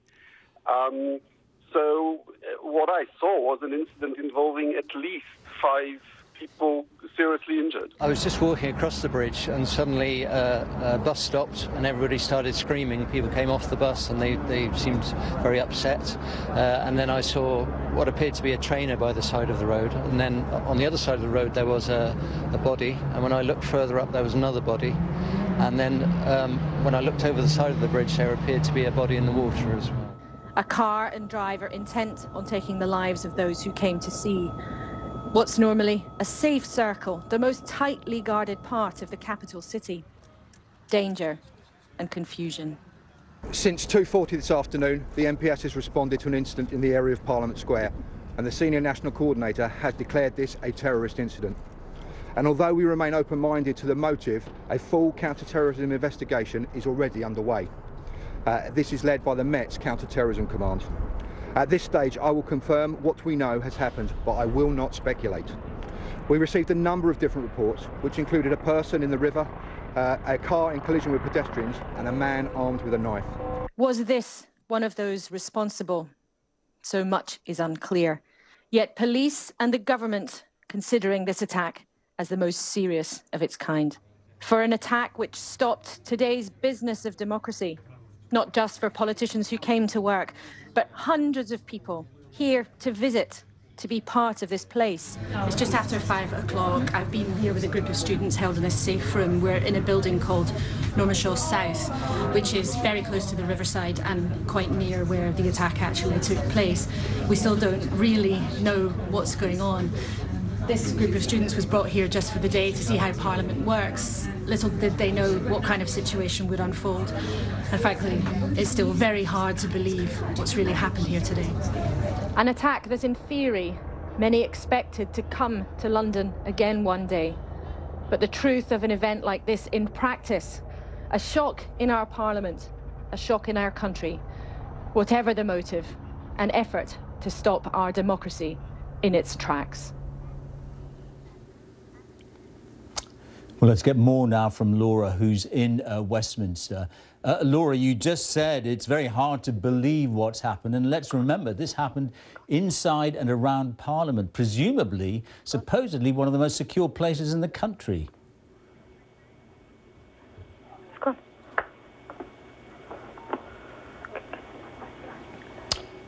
Laura, I wonder if you can hear me.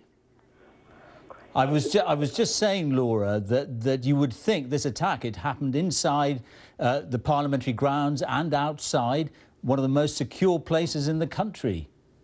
That's right, George. I mean, it's hard to underestimate the sense that this place is in its own secure world.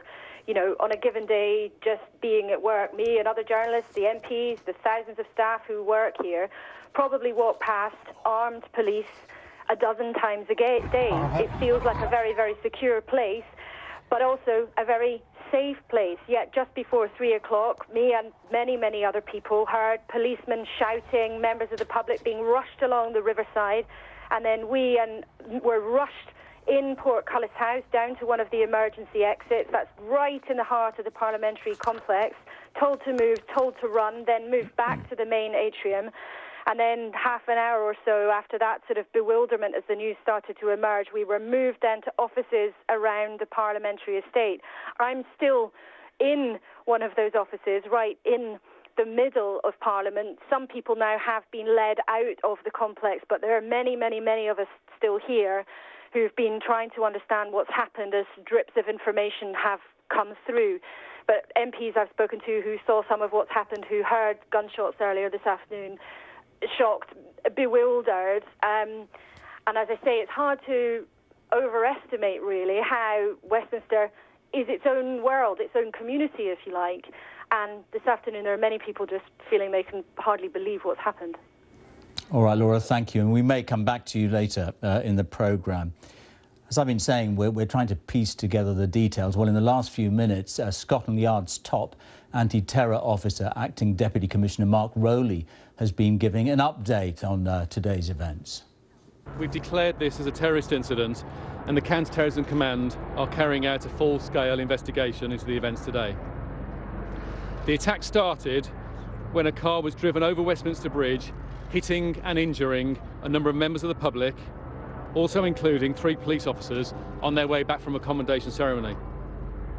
The car then crashed near to Parliament, and at least one man, armed with the knife, continued the attack and tried to enter Parliament. Sadly, I can confirm that now 4 people have died. That includes the police officer who was protecting Parliament, and one man we believe to be the attacker who was shot by a police firearms officer. The officer's family have been made aware.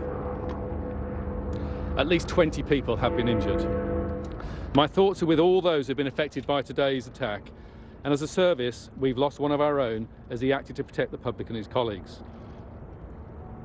This is a day we planned for, but we hope would never happen. Sadly, it's now a reality. We will continue to do all we can to protect the people of London.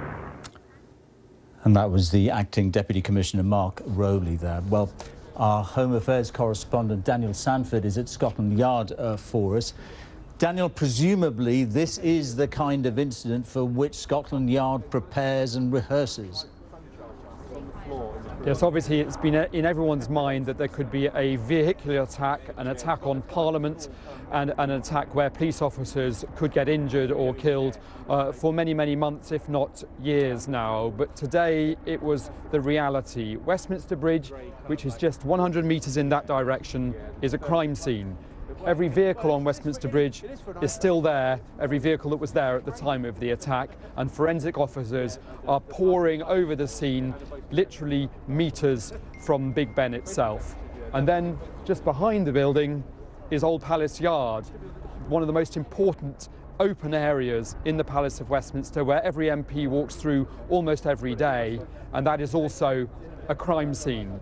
And then here we are in the new headquarters of Scotland Yard, which is literally 100 metres. The road where the attacker drove goes between New Scotland Yard and the Palace of Westminster. Scotland Yard have lost one of their own officers. They've had to shoot dead a man that they believe was attacking Parliament, and they've lost 2 other people, probably on Westminster Bridge itself, as a vehicle mowed through tourists, students, school pupils, and people going about their everyday business. A major counter-terrorism investigation is now underway, but Scotland Yard knows that today, despite all their preparations, somebody has managed to launch an attack on Parliament and has had some success. I should say there's one little question mark this evening, and that is about whether or not this man was a lone attacker or whether possibly there was someone else with him. There are reports of 2 people in the car, and there are different reports, some of a white attacker, some of a black attacker, which still leaves open the possibility that there may have been 2 people. All right, Daniel, thank you very much. Thank you. Well, tonight the Prime Minister will chair a meeting of the government's Emergency Cobra Committee. Parliament remains in lockdown with business suspended, as our Deputy Political Editor John Pienaar reports. It's one of the busiest and best guarded sites in Britain. In Europe, the police response took moments, and as the cordons closed, those who'd watched these terrifying scenes unfold added to the accounts of what had just taken place. 100, 200 yards from Big Ben, just overlooking Westminster Bridge, and arrived just after the incident. But as I did so, I bumped into a group of extremely traumatized French teenagers who were here on a trip for a week. One of them described to me what had happened on the bridge, how he saw a car drive into what he thought was 2 or 3 of the people with him. Many people too upset, crying too much to talk. So I'm in shock, Simon. So I passed one person lying on the pavement, covered in one of those metallic blankets that you see after the marathon. And from inside Parliament itself, reporters heard the attacker's car hit the barriers outside, then saw what happened next. We heard a big bang outside the Westminster Tube entrance, about 2:40, and then screaming and a man shouting, and then about 100 or 200 or so tourists and passers-by started running from the Westminster Bridge across the pavement in front of Parliament to Westminster Abbey. And shortly after that, there was some loud shooting. Several shots were fired outside Parliament, and now an ambulance landed, and now there are 2 ambulances. They're still trying to treat people there. The police are marking the area out with cones now. Emergency services converged in force to tend to the casualties. At this stage, no one knew quite how many. Metres away from these scenes, London life went on in blissful ignorance. One MP helped raise the alarm. I then made my way into the tube station. I could see a whole bunch of people just walking around with their kids like it was a normal day. I went straight to the control room. I said, you need to shut the tube station now. We've got a terror attack that's happened on the Palace of Westminster. You need to shut it now. And he was, he put a radio alert out to all staff, and they started putting on their high visibility jackets. All the MPs were going to vote when the incident happened. Sounds like I was perhaps a little bit further ahead of her on the way to the Old Palace in order to vote when the gunshots rang out. It takes a moment to think, actually, that is not a car backfiring, that is a gunshot. And then there was lots of yelling and lots of, get down the floor, get back into the buildings, which is what we all did. The numbers killed, the casualty list has grown. An attack aimed at the heart of British national life. The politicians, police and security services will study what happened here and seek to learn the lessons, even as innocent victims are treated and the families and friends of the dead begin to mourn. John Pienaar, BBC News, Westminster. Now, in a moment, we'll speak to Sophie Hutchinson, who is outside St Thomas's Hospital in central London. But first, we can talk to Eleanor Garnier, who's in Westminster for us. Eleanor, and behind you I can see nothing but blue flashing lights. Presumably the whole place is in sort of lockdown. Even this evening, George, police vans and cars and ambulances are continuing to arrive. We're 300 metres away from the Palace of Westminster. I've been here all afternoon, and politicians I've been in contact with have been telling me how shocked they've been at what's happened here in Westminster, and of course saddened too that 4 people have died and at least 20 have been injured. As soon as the incident happened, Westminster went into lockdown. MPs and parliamentary staff told me they were asked to move away from windows, and gradually people inside the Palace of Westminster were grouped together, and it's only in the last hour or so that around 500 people were taken across the road to Westminster Abbey, where I understand there are about 1,000 people, many being briefed by police officers there. But of course it's not yet known exactly what happened and when, but many saying how sad they are what has happened, and the former Prime Minister David Cameron saying those seeking to attack our democracy with these barbarous methods will never win. But obviously many questions still aren't answered. Sophie, if I could come to you, just for people who may not know, St Thomas's is very close to Westminster, isn't it?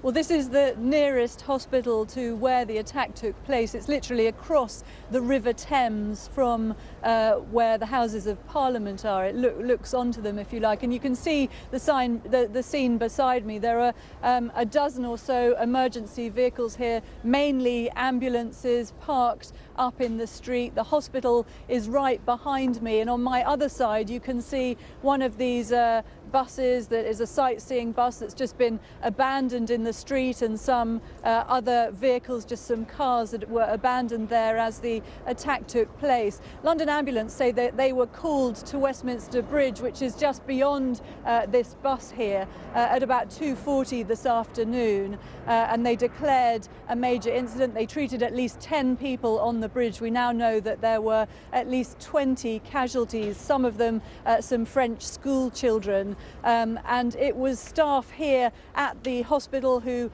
rushed out as soon as the attack happened in order to try to help. And one of the junior doctors here, who was the first to say that a woman had died at the scene here after reports that a number of people had in fact been ploughed into by that vehicle. Now, this isn't a major trauma centre, and a number of patients, we understand 5 patients, have been taken to King's Hospital, a major trauma centre, where they're being treated for their injuries.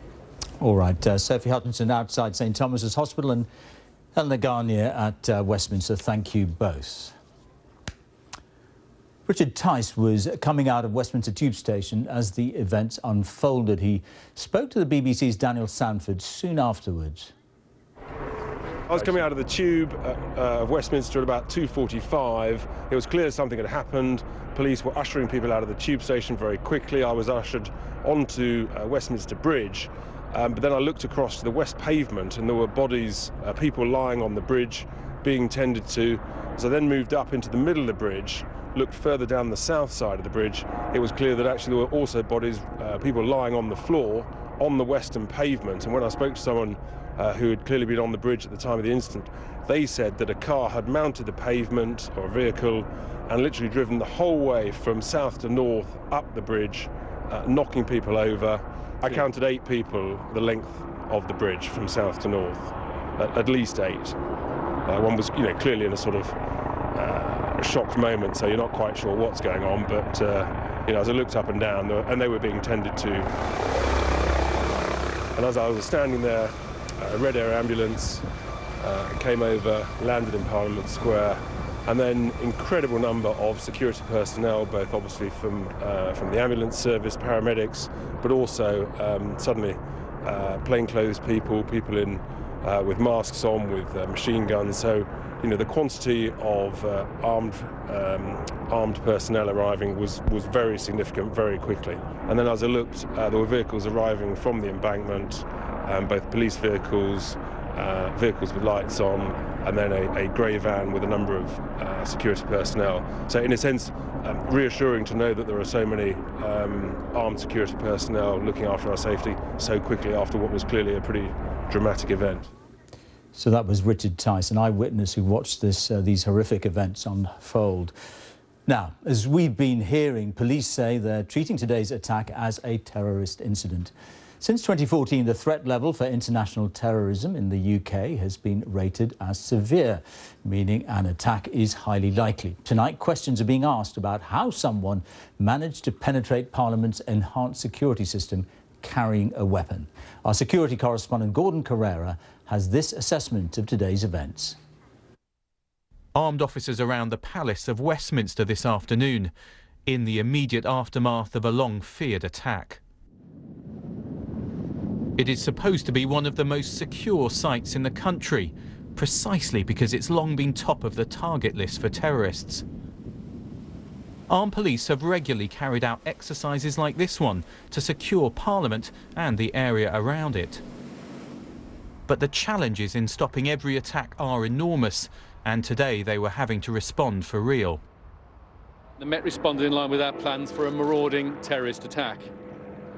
That response included uniformed and specialist firearms officers.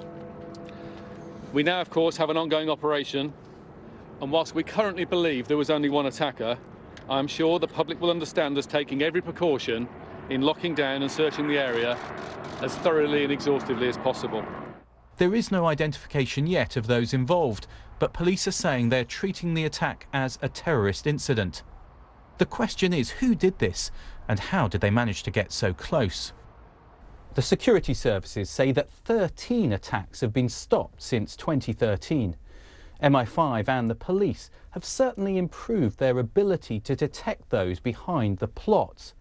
But we've also seen those planning attacks switch to less sophisticated techniques, which can be harder for the intelligence agencies to spot. A year ago exactly saw an attack on Brussels Airport and the Metro. That was more sophisticated than what we saw in Westminster today, including the use of explosives. Last weekend, Paris's Orly Airport showed how sometimes lone individuals are now moving to more low-tech means. A man grabbed a gun off a soldier, but was shot. Recent attacks in Berlin and Nice showed the damage a vehicle can do to innocent people on the streets, as happened in Westminster. That's almost impossible to prevent, unless you can identify the attacker beforehand. In many recent cases, they've been inspired by so-called Islamic State, but may not be in direct contact with the group, which makes it harder to find them. In recent years, security around Parliament has been upgraded after intruders managed to get inside. Cameras, bollards, X-ray scanners are all in place. But today an attacker did manage to breach the initial perimeter, although police do seem to have dealt with him quickly after he got in.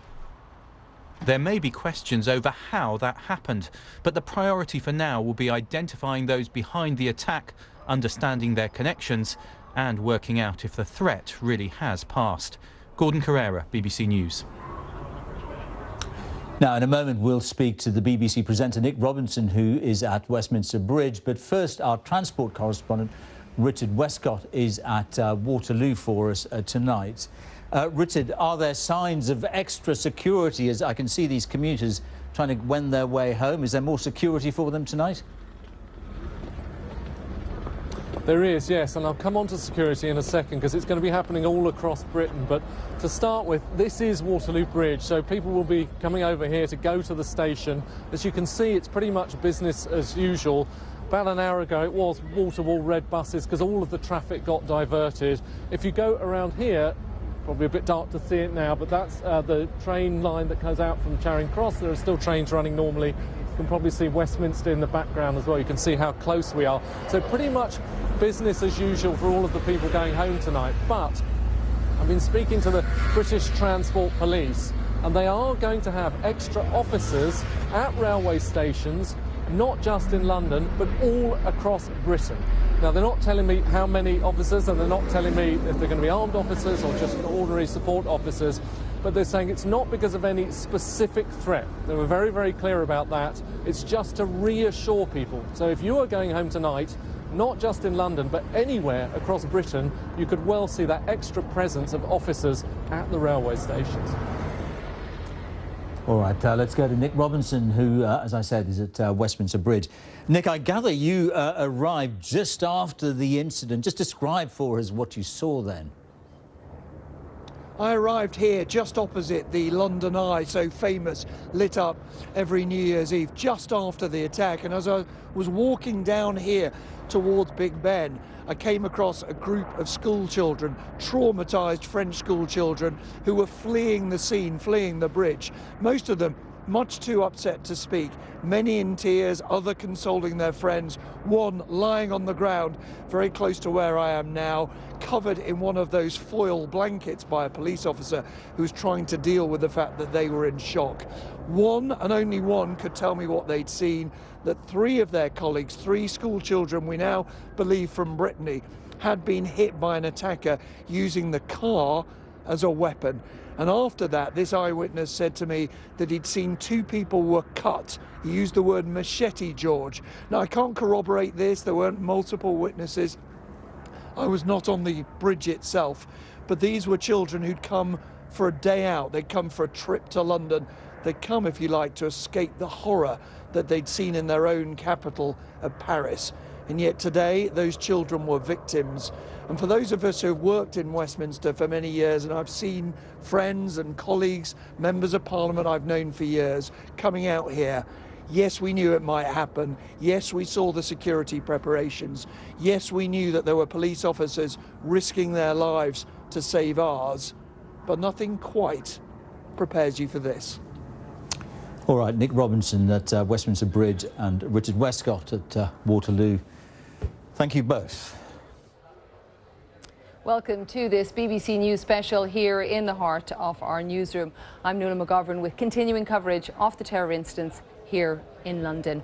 We know 4 people have died during a suspected terrorist attack at Parliament. One of the dead, a police officer who was stabbed. Another was the suspect who had been shot by police. At least 20 people have been injured. Now, it began on Westminster Bridge, where a car ran down pedestrians on the sidewalk. Moments later, a police officer was stabbed on the grounds of the UK Parliament. The attacker was eventually shot by police. Now, we started our coverage this hour with the police giving us the latest information that they could share. Let's have a listen to the latest from the Metropolitan Police. I want to make a statement about this afternoon's events, and I'm going to try and cover 3 main areas. What we know about the incident, the ongoing operation, and what London can expect over the coming days. As you know, we've declared this as a terrorist incident, and the Counter-Terrorism Command are carrying out a full-scale investigation into the events today. The attack started when a car was driven over Westminster Bridge, hitting and injuring a number of members of the public, also including 3 police officers on their way back from a commendation ceremony. The car then crashed near to Parliament, and at least one man, armed with the knife, continued the attack and tried to enter Parliament. Sadly, I can confirm that now 4 people have died. That includes the police officer who was protecting Parliament, and one man we believe to be the attacker who was shot by a police firearms officer. The officer's family have been made aware. At least 20 people have been injured. As part of long established and well-rehearsed plans, Parliament has been locked down and the Met responded in line with our plans for a marauding terrorist attack. That response included uniformed and specialist firearms officers. We now, of course, have an ongoing operation, and whilst we currently believe there was only one attacker, I'm sure the public will understand us taking every precaution in locking down and searching the area as thoroughly and exhaustively as possible. And I know that the officials working within Parliament and public in the area completely understand the need to do this, and I thank them for their patience and their support. This investigation has the full weight and expertise of the Counter-Terrorism Command behind it. And if there are people who saw the events unfold today but haven't yet spoken to us, I would urge them to get in touch.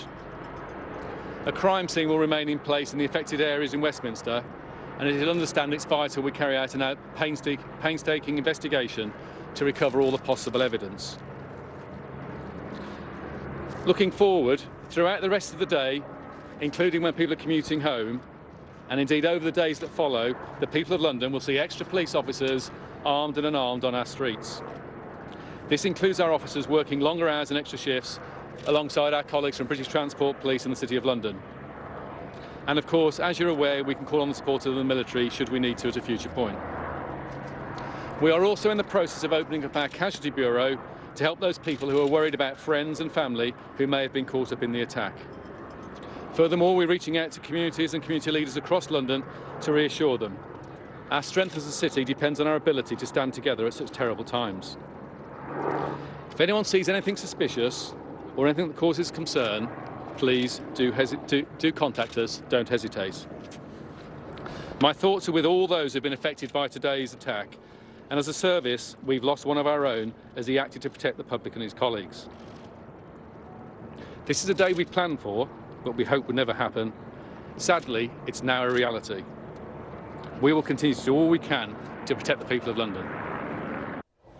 So let's bring you also some of the tweets coming from the Metropolitan Police to also bring some more information. This one was from the Deputy Commissioner, National Lead for Counter-Terrorism, saying we're carrying out a full investigation into the events today. You will, of course, seen the hashtag Westminster if you were online today. They were looking for photos or film of the incident, trying to piece together what was happening. They did say to pass them on to police.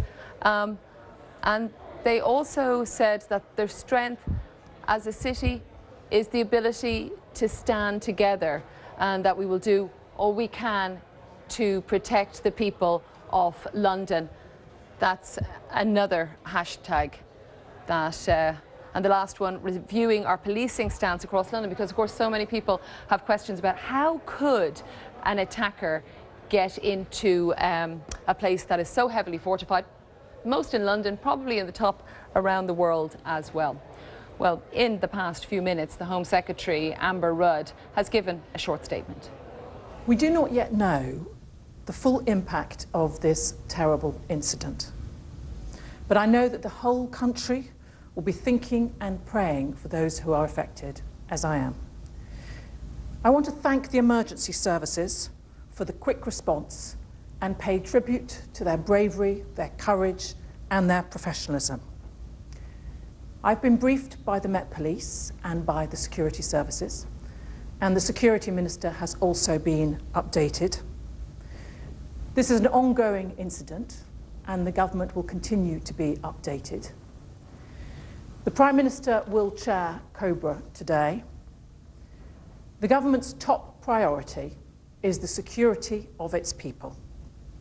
And I urge everyone to remain calm, but to be vigilant. And if they see anything they are concerned about, they should report it to the police. So Amber Rudd, echoing really what we heard from the police force. Let's turn to the BBC's Ellie Price, who is down also in the vicinity. Good to have you with us, Ellie. What do you think is the outstanding question that people want answered even after these statements from some authorities and the police? Well, I think tonight really the message from the government, from MPs, from anyone really involved here around Westminster is reflecting on the tragedy. We've heard plenty of tweets, of comments from MPs and the government obviously reflecting on the tragedy that's happened here and expressing their condolences to the families of all those involved. I think probably the questions will clearly move to national security in the coming hours and of course the coming days. We know there'll be a COBRA meeting chaired by the Prime Minister in the next couple of hours. Theresa May actually left Downing Street about 20 minutes or so ago, and you heard there from Amber Rudd, the Home Secretary, who we understand has been in Lahore in Pakistan, is making her way back from that now. So as I say, there will be a meeting of senior government officials to clearly see what's happened and what will happen next. And as you are in the vicinity, can you describe what you've seen so far walking through the streets of London? Yeah, sure. I mean, as you can probably hear, there are plenty of helicopters still in the sky, plenty of armed police around. I mean, obviously, this is a heavily guarded area, heavy police presence at the best of times, and clearly that is doubled, tripled. I mean, just loads and loads of police everywhere. There are also quite interestingly as well, clearly people getting on with their own business as well. The police cordons have narrowed. They were in the huge vicinity around the Westminster area. Those cordons are still up, but they have been brought forward. So plenty of people still making their way home after what has been quite a huge day here in Westminster and here in London. And also with this, Ellie, I know we were hearing from the Deputy Police Commissioner, talked about people being safe. They are going to put out more transport police for people's commute home this evening, as it is at peak time, but that they don't believe there is any further threat. So they're pretty convinced that it was just one attacker, as you understand it? I think that seems to be the line here this evening, and clearly, you know, police, the government, clearly not wanting to worry people unnecessarily, and that is the message, and that's why I think you would expect to see plenty more police presence in the coming days and weeks as well. But I think that was an important message to make. There were plenty of rumours that there may have been a second attacker involved. We hear now that effectively this is an investigation ongoing, but certainly some signs of calm. I understand that some of the MPs who were held in Westminster may still be locked down. Be interested to see whether that clears itself up in the coming minutes and hours, that MPs essentially get allowed out. They were locked into the chamber, and then we understand they were moved into Westminster Hall and Westminster Abbey to all be in the same place. So we expect them to essentially be allowed to move on in the coming moments. Thank you very much, Ellie Price, speaking to us from the vicinity where those attacks took place. Well, at the time of the incident, UK Parliament was sitting, and let's bring you the moment when they were informed about the attack. Order! I am now going to suspend the sitting of the House. This House is now suspended, but please wait here. As the moment I get any information, I will share it with everybody. I'm waiting for that, any more information to come through. Just to rest assured, we'll keep you informed what advice we're going to give as well. So please, let's just make the best we can of this horrible situation. But I will reassure you, as soon as I get something, I will come back to you. We can't go anywhere for the moment, so please, just let's see what we can do.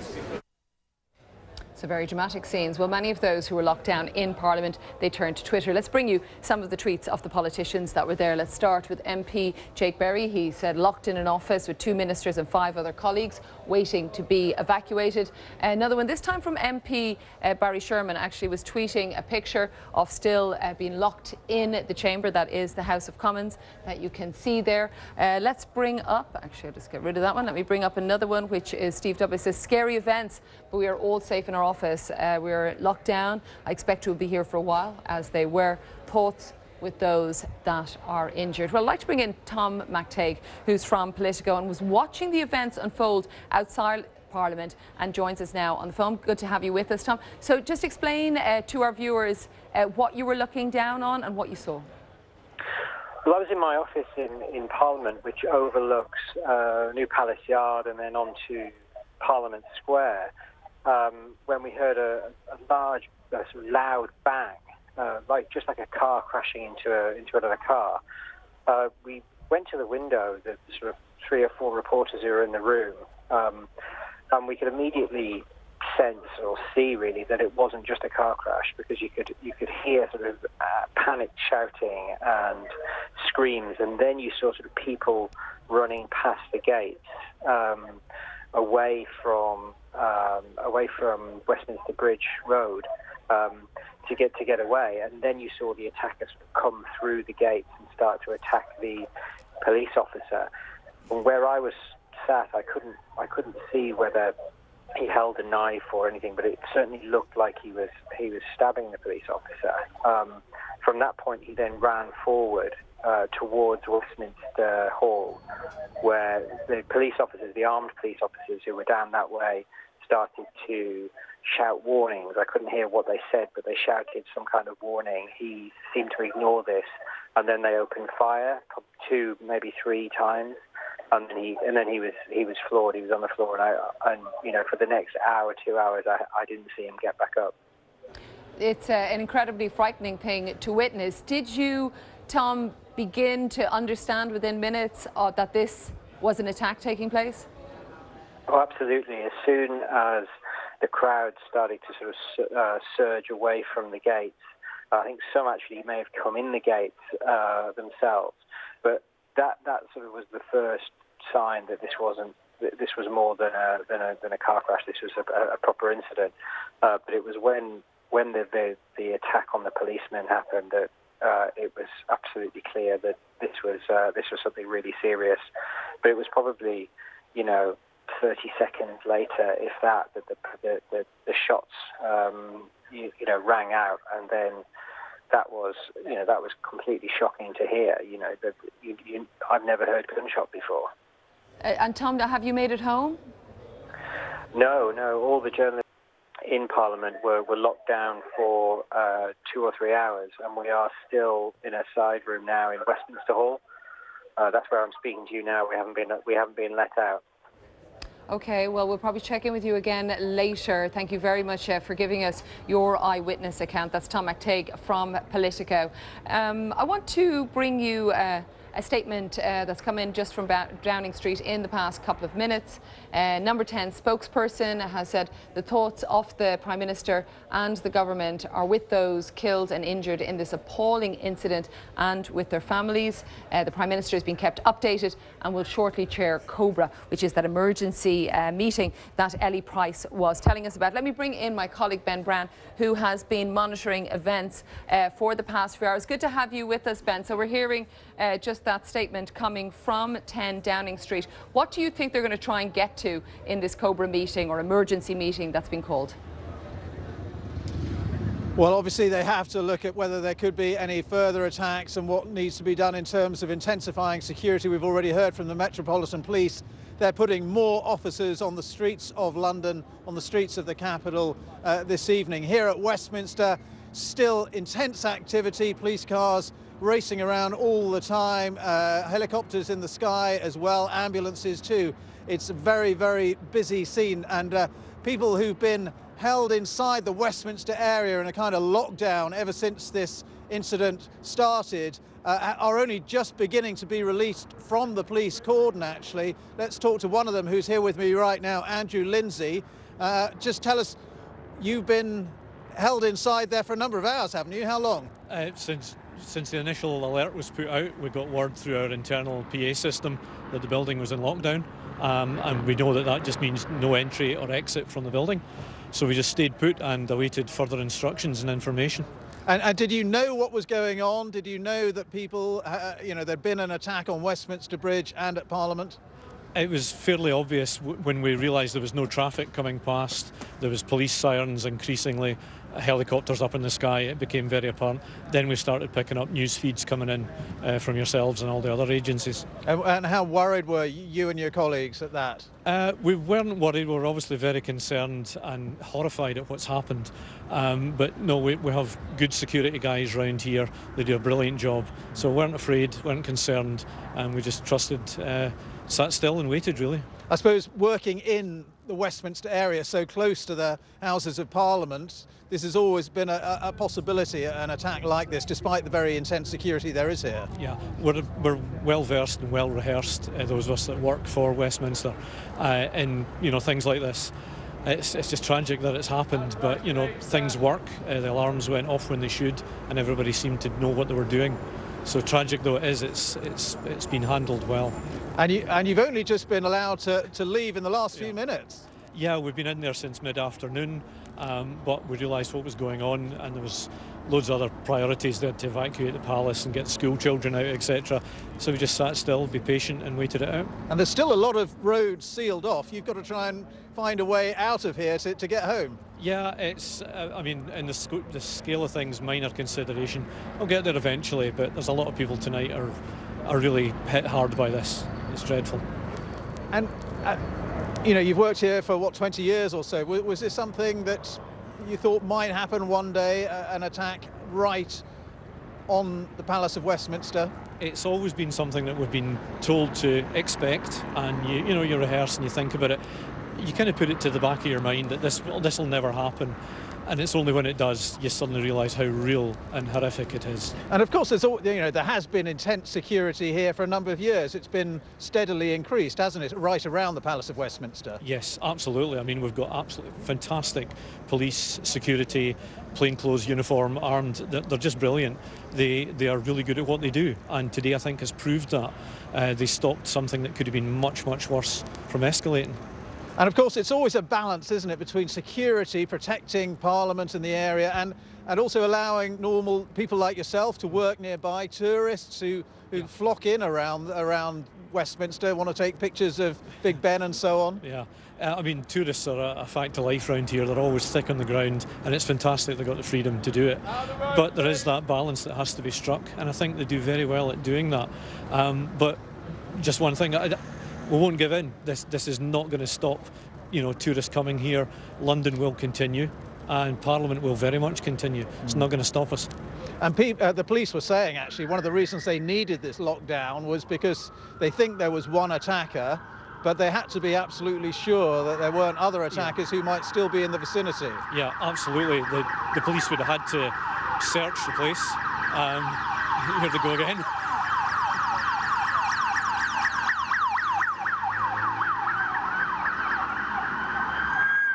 A lot of very intense police activity even now, several hours after it happened. They'll have a lot of work to do just to make sure the area is secure, and I would imagine that there's nobody else lurking about waiting to do something horrible. So yeah, give them all the space, time that they need to do it. All right, well, thank you very much for joining us, Andrew Lindsay, and safe journey home. Thank you very much. Thanks. Well, let's just recap where we are this evening, just as we report to you now from the edge of the police cordon that's been set up around the Palace of Westminster. The latest information we have from the Metropolitan Police here in London is that 4 people have been killed, including the attacker, a police officer who was stabbed, who a minister in the Foreign Office tried to give mouth-to-mouth resuscitation to, but who subsequently died. A woman, we gather, who was killed on the bridge, and another person also.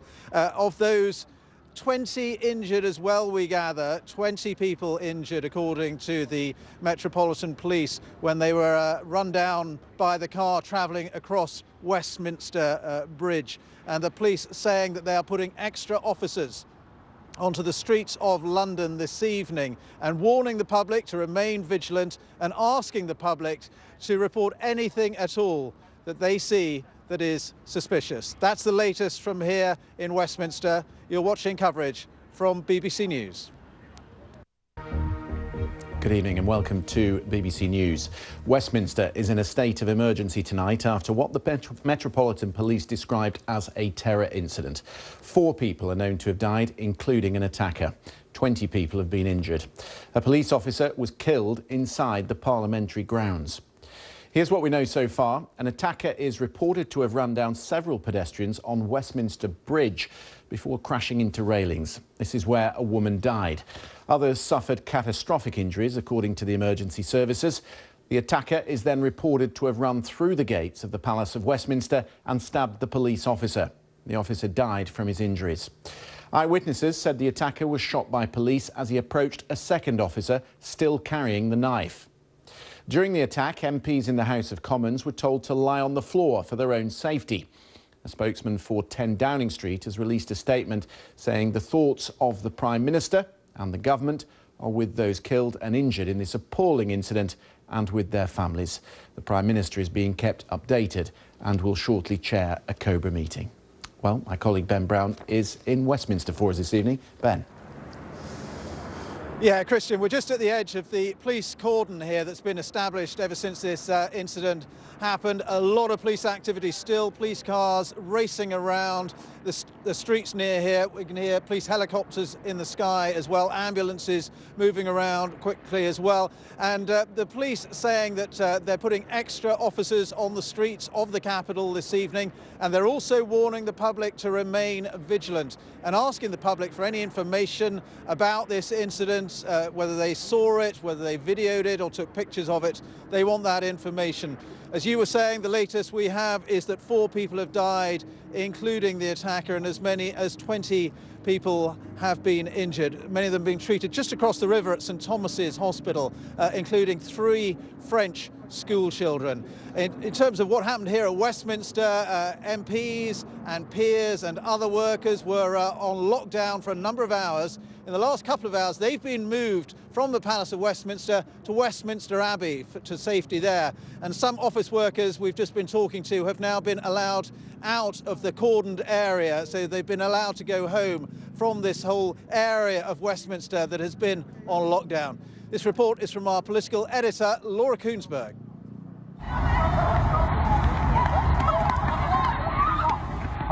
Run. Move. Go.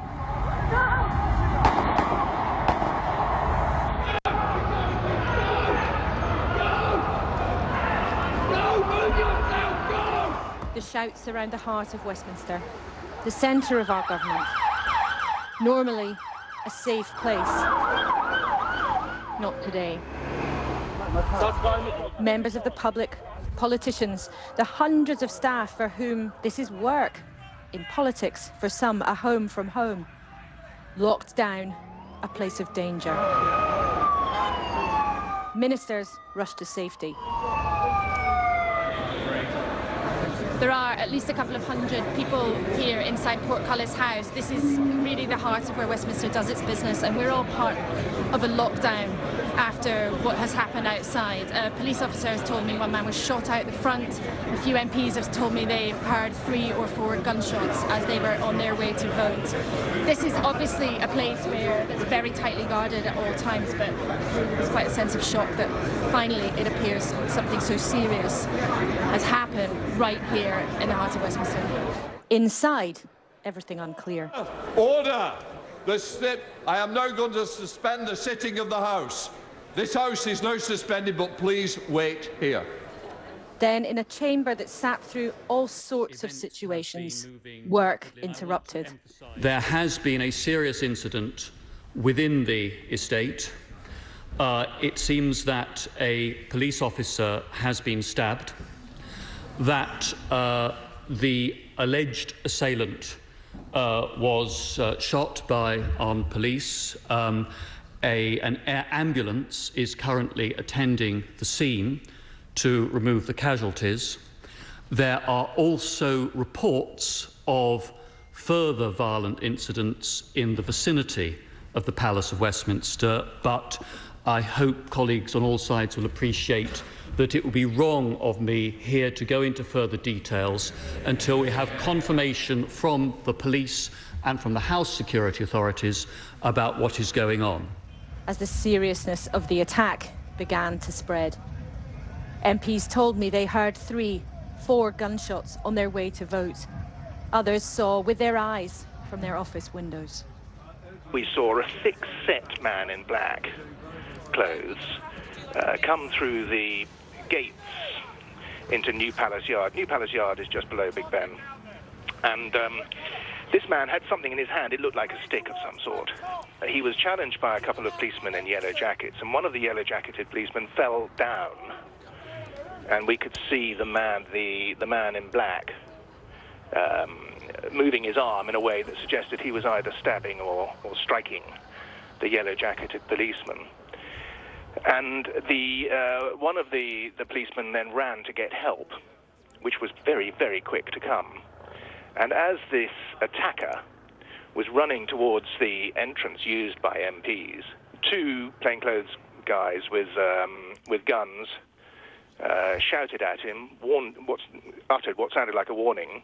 He ignored it, and they shot 2 or 3 times, and he fell. Westminster Bridge, a tourist spot. This afternoon, violence stilled it. I heard what I thought was just a collision, and then I looked through the window of the taxi and I saw someone down, obviously in great distress, and then I saw a second person down, and I started filming, and then I saw 3 more people down, one of them bleeding profusely. So what I saw was an incident involving at least 5 people seriously injured. I was just walking across the bridge and suddenly a bus stopped and everybody started screaming. People came off the bus and they seemed very upset. And then I saw what appeared to be a trainer by the side of the road. And then on the other side of the road there was a body. And when I looked further up there was another body. And then when I looked over the side of the bridge there appeared to be a body in the water as well. A car and driver intent on taking the lives of those who came to see. What's normally a safe circle, the most tightly guarded part of the capital city. Danger and confusion. As you know, we've declared this as a terrorist incident, and the Counter-Terrorism Command are carrying out a full-scale investigation into the events today. The attack started when a car was driven over Westminster Bridge, hitting and injuring a number of members of the public, also including 3 police officers on their way back from a commendation ceremony. The car then crashed near to Parliament, and at least one man, armed with the knife, continued the attack and tried to enter Parliament. Sadly, I can confirm that now 4 people have died. That includes the police officer who was protecting Parliament, and one man we believe to be the attacker who was shot by a police firearms officer. Was this one of those responsible? So much is unclear. Yet police and the government considering this attack as the most serious of its kind. For an attack which stopped today's business of democracy, not just for politicians who came to work, but hundreds of people here to visit, to be part of this place. We still don't really know what's going on. This group of students was brought here just for the day to see how Parliament works. Little did they know what kind of situation would unfold. And frankly, it's still very hard to believe what's really happened here today. An attack that in theory, many expected to come to London again one day.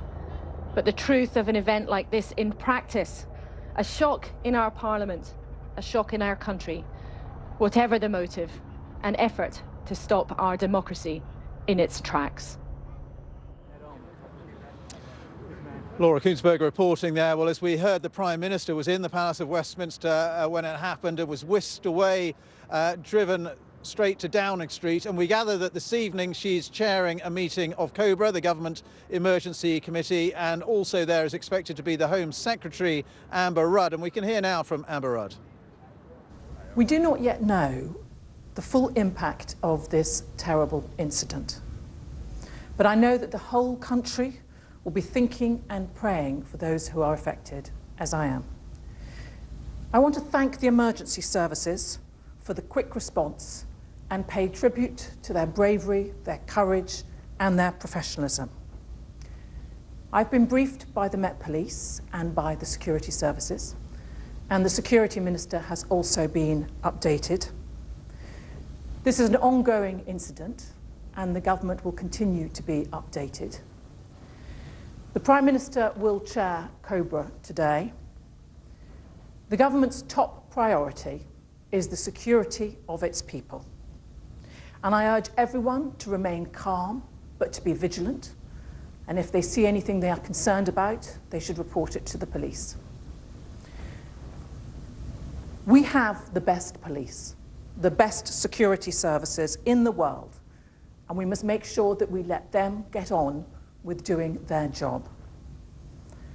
The British people will be united in working together to defeat those who would harm our shared values.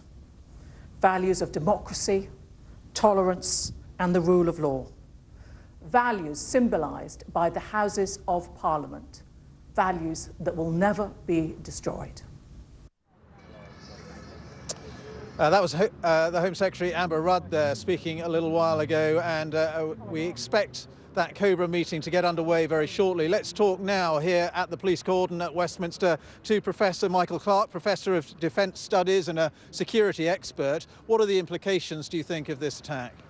Well, I think the authorities have been expecting something like this for some time. Remember, this is only the third attack, the third successful attack since 2001, since the 9/11 attacks themselves. And so, in a way, we've been waiting for this day to arrive, and here it is, it's arrived.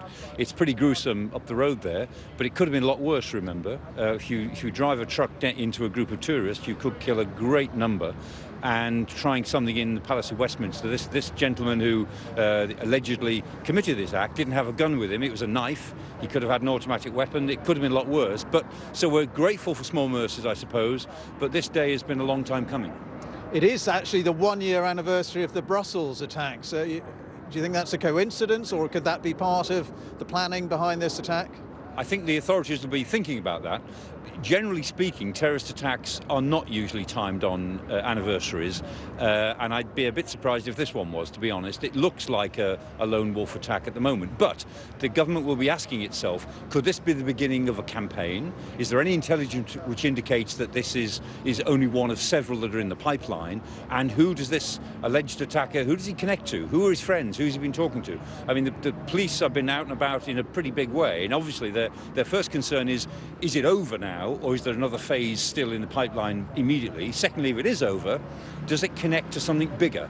And they know that the golden hour, as it were, is the 24 hours after the attack when they can check on this person's connections. And we've been told many times that MI5 and the counter-terrorism police have foiled a number of plots in the last few years. I think there was a figure of 13 that was given recently, but they always said, you know, they couldn't stop them all.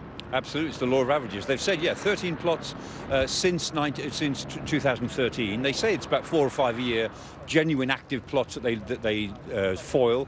Our own records, research records, indicate there have been a good 70 plots since 2001.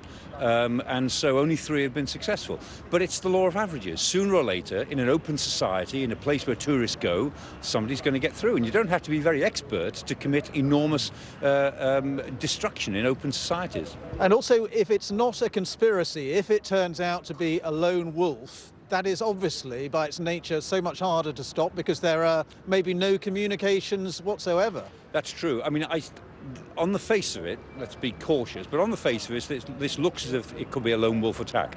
But lone wolves never act entirely on their own. They're inspired by something. They always connect to somebody. And there are very few cases of genuinely what the authorities call clean skins, really clean skins, people who've just come out of absolutely nowhere. Usually the lone wolves turn out to be inspired by somebody. Usually turns out they've got a background in petty crime. They'll be known to someone. And the big question in this case will be, do the authorities, was he on the radar somewhere? And I bet he was, because almost always they're on the radar somewhere, but the radar is pretty extensive. But then always the problem we hear again and again, even if somebody is on the radar, they have to prioritise because 24-hour surveillance of anyone is very labour intensive, and you can't carry out surveillance on everyone who is on your radar. Absolutely right. And so the authorities are constantly in a process of risk calculation. They say, well, who are the core people we worry about? And to actually to put a tag on somebody 24/7, to really look after what they're doing, takes something of the order of 20 to 30 different officers. So you can only do it for a certain number of people for a certain length of time. And all the time they're looking at individuals and saying, okay, this person is potentially dangerous. Let's leave him or her in the background for now until we hear something else. And every now and again somebody pops right up from tier 3 or tier 4 of the risk register, as it were, and they come into tier 1. And there's no way you can legislate against that unless you want to go in for a sort of Stasi style secret service where everybody's looking after everybody else. But we just don't do that. We're not that sort of society. Professor Michael Clark, thank you very much for your analysis and your thoughts this evening.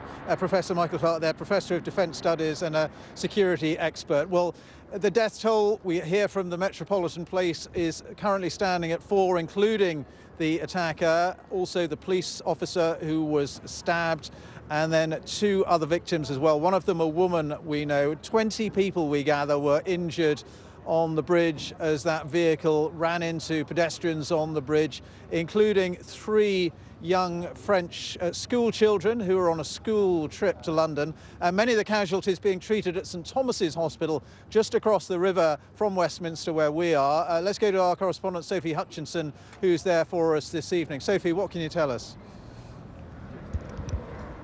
Yes, well, I'm at St Thomas's Hospital, as you say, which is just across the river from the Houses of Parliament where the attack took place, and just next to the bridge where the car allegedly mowed down a group of people. If you have a look around at the aftermath of some of this scene, you can see the aftermath of the emergency response here with, a dozen or more ambulances just in the street here beside the hospital. That is the hospital in the background, and next to it you can see this sightseeing bus which was seems to have just been abandoned as the attack took place, and also some just ordinary cars in the street also abandoned as it happened. The London ambulance say that they arrived at the scene, well, they were called to the scene at 2:40 this afternoon, that they treated at least 10 people on Westminster Bridge. Now, Westminster Bridge is just behind this big bus here. And staff at St Thomas's Hospital, as they heard of the attack, they rushed out to try to help people at the scene. And it was a junior doctor here at St Thomas's Hospital who was the first to say that somebody had died. A woman died at the scene on the bridge after being hit by that car. And she also said that there were catastrophic injuries for many of the other people. Now, this hospital here isn't one of the main trauma centres. It does have some trauma services, but we know that at least 5 people have been taken to be treated at King's Hospital in South East London, which is one of the main trauma centres. We don't know any more about the treatments that they are having or their condition at the moment. We also know that a woman has been treated for serious injuries after falling into the River Thames. And that's all the update we have at the moment on what are at least 20 people who were injured in this attack. And Sophie, major hospitals like St Thomas's, obviously they do train for an incident of this kind, a really serious terrorist incident. That's right, absolutely. They have a plan that they can carry out when a major incident like this takes place, and you know that is some of what you're seeing here on the street with these vehicles in the street, these ambulances that are just beside me. You get some measure of the scale of the response. Clearly at the time they didn't know how widespread this attack was and what kind of response it merited. We also saw an air ambulance today going backwards and forth from Parliament Square, presumably taking casualties possibly to one of those major trauma centres. It's obviously extremely important that they are taken there as soon as possible, and that's why these big centres are set up to be able to respond to an incident of that nature. And obviously on the ground here then there were individual members of staff, doctors and nurses who came out with stretchers going back and forth across Westminster Bridge here, just trying to help out in the moment when the attack took place. All right, Sophie, thank you very much indeed. And now we can go to Yvonne Hall, who's at King's College Hospital as well. What's the latest from there? Well, we heard a short while ago from King's College Hospital that they're treating 8 people who were injured in the terrorist attack. They've told us that 6 of those are males, 2 are female. 2 of those are critically ill and the other 6 are stable. Well, tonight the hospital has declared a major incident and it's asking the public not to come to A&E here unless it's absolutely crucial. Well, as you've already heard, there were 4 police killed, 20 injured in the attack, most of those being treated at St Thomas's Hospital, where some of the injuries have been described as catastrophic. Well, tonight all the medical teams involved in the aftermath of this attack are being praised for their hard work and dedication. Back to you. Yvonne Hall, thank you very much indeed. I just want to let you know that the Metropolitan Police are telling us they've opened a casualty bureau. Let me just give you the details because that's now open, and if you want to ring, if you're worried about family or friends involved in today's incident, you can call the Metropolitan Police Casualty Bureau. It's on 0800 056 0944 and also 0207 158 0010. So that's 0800 056 0944 and 0207 158 0010. So that's if you're worried about family or friends involved in today's incident. Call that Casualty Bureau and choose option 1. If you were involved in today's incident and you're safe, then the Metropolitan say please call that number and choose either the numbers listed above or choose option 2. They're saying demand on that Casualty Bureau number will be high, so just keep trying. Right, let's get the latest now from my colleague Adam Fleming here in Westminster. Adam. Ben, I'm outside Westminster Abbey, just on the other side of Parliament Square from the House of Commons to the House of Lords. Normally we see this building as a place for big national events like royal weddings, services of remembrance. Tonight it's providing a place of safety for hundreds of members of Parliament, members of the House of Lords and staff from Parliament who were evacuated in the aftermath of the incident outside Parliament today. They've been inside for a couple of hours now. The Dean of the Cathedral saying he was happy to welcome people as a place of safety. He offered a prayer for them as people arrived at the building. It's also been turned into a sort of temporary police station, if you like. There's been a constant stream of police officers passing through the cordon, going into the building, and there they are interviewing people who were eyewitnesses to the attack that happened on Parliament today, gathering as much information, as much evidence as possible for their investigation into how this happened, who's behind it, and also presumably looking at the security implications for these buildings in this area. You can hear a police helicopter circling above us just now. There are loads of members of the international media here and still several police vans parked inside the secure cordon that's been set up. And I suppose one of the ironies being that this bit of road here is called Broad Sanctuary, and that's what it's been tonight, a sanctuary for people who were caught up in this attack. Adam, thank you very much indeed. Adam Fleming there. Let's talk to our political correspondent, Eleanor Garnier, who's been here at Westminster all day. Eleanor, we were just hearing about all the MPs and peers and people evacuated to Westminster Abbey. It's such a dramatic day here at Westminster. Yeah, I understand those people are going to be sort of triaged now, and they will be interviewed and people will be asked what they saw, where they were when it happened. We also know that the Prime Minister has now returned back to Downing Street. She was apparently seen to have left Downing Street. We now know she is back in the building. Of course, she was in the House of Commons when this happened.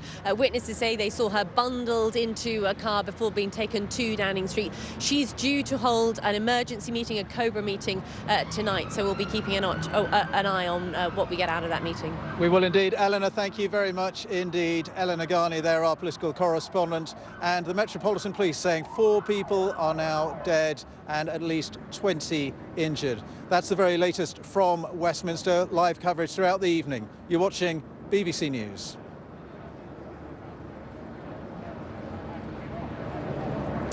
So we were hearing from the Metropolitan Police a lot of details about what happened. Daniel Sanford is our Home Affairs correspondent. Daniel, just bring us up to date with your understanding of what the police are telling us tonight. Well, the Metropolitan Police have declared this as a counter-terrorism incident. There is a major investigation underway. I'm standing outside the new headquarters of the Metropolitan Police, New Scotland Yard, which hasn't even been officially opened. And yet today they had a major terrorist incident literally on their doorstep. Westminster Bridge is less than 100 metres up the road from here. Tonight, Westminster Bridge is a crime scene where at least 8 people were hit by this vehicle as it came over the bridge. Somebody else appears to have ended up in the river as a result of that incident, and then the vehicle then turned round the corner just behind the New Scotland Yard, smashed into the side of Parliament, and then the assailant got out, attacked a police officer who has now unfortunately died before the assailant himself was shot dead by police. 2 other people, apart from that police officer and the assailant, died, and we believe that they died as the car mowed through the tourists, school children, students and people on their way back from work and on their way to work after their lunch break on Westminster Bridge. Mark Rowley, the acting Deputy Commissioner, who's also the National Coordinator for Counter-Terrorism, briefed us outside Scotland Yard earlier this evening. It's possible he'll give us an update later on this evening, and Scotland Yard have to face up to the fact that they've had to deal with today what they've been worrying about for several years now, really since the attack on Lee Rigby. Not only an attack on the seat of UK politics, but an attack on one of their own officers, and as it turns out, right on their very doorstep as well. Indeed. All right, Daniel, thank you very much indeed. Well, we gather the Prime Minister is chairing a meeting of the government's emergency committee, COBRA, this evening to get all the details from the police and the security services about what happened today and to plan for the future. The police are saying they're putting extra officers on the streets, not just here around Westminster, but right around the capital, and they are warning the public to be vigilant. But in terms of Parliament, we gather that MPs and peers will sit tomorrow as normal. Let's get this report from John Pienaar.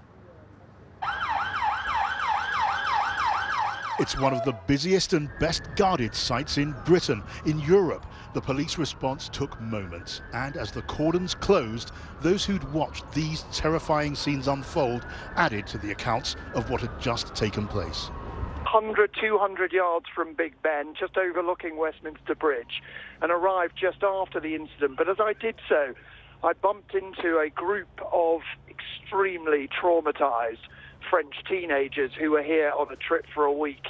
One of them described to me what had happened on the bridge, how he saw a car drive into what he thought was 2 or 3 of the people with him. Many people too upset, crying too much to talk. So I'm in shock, Simon. So I passed one person lying on the pavement, covered in one of those metallic blankets that you see after the marathon. And from inside Parliament itself, reporters heard the attacker's car hit the barriers outside, then saw what happened next.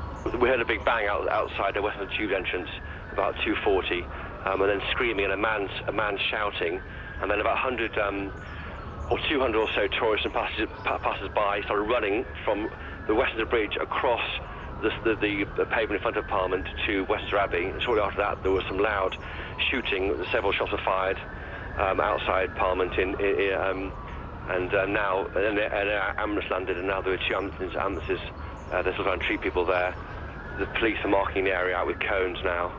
Emergency services converged in force to tend to the casualties. At this stage, no one knew quite how many. Metres away from these scenes, London life went on in blissful ignorance. One MP helped raise the alarm. I then made my way into the tube station. I could see a whole bunch of people just walking around with their kids like it was a normal day. I went straight to the control room. I said, you need to shut the tube station now. We've got a terror attack that's happened on the Palace of Westminster. You need to shut it now. And he was, he put a radio alert out to all staff, and they started putting on their high visibility jackets. All the MPs were going to vote when the incident happened.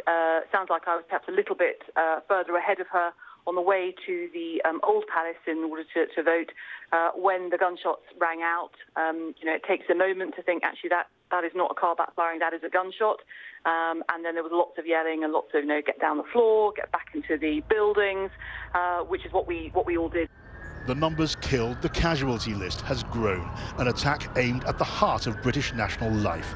The politicians, police and security services will study what happened here and seek to learn the lessons, even as innocent victims are treated and the families and friends of the dead begin to mourn. John Pienaar, BBC News, Westminster. Well, we're just hearing that the lockdown of Parliament is over, and the MPs who've been in Westminster Abbey, they were moved from Parliament to Westminster Abbey, are now being allowed out of Westminster Abbey. Let's get the very latest on this from our political correspondent Eleanor Garnier, who's with me right now. What can you tell us? Well, we know that we've had about 1,000 people inside Westminster Abbey, not just MPs but peers too, catering staff in there, catering whites and other parliamentary staff. I understand they've been going through a sort of triage system. They've been interviewed by the police about what they saw, where they were, and if they had any information that could be useful for the investigation. People in there were told that young people with children should go first, then the elderly, and then of course everyone else. And we're just hearing that the first few MPs are starting to leave Westminster Abbey.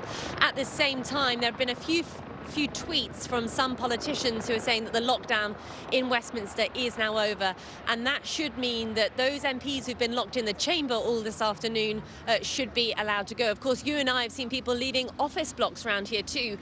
Members of the public who work around here have been stuck in their offices all afternoon as well.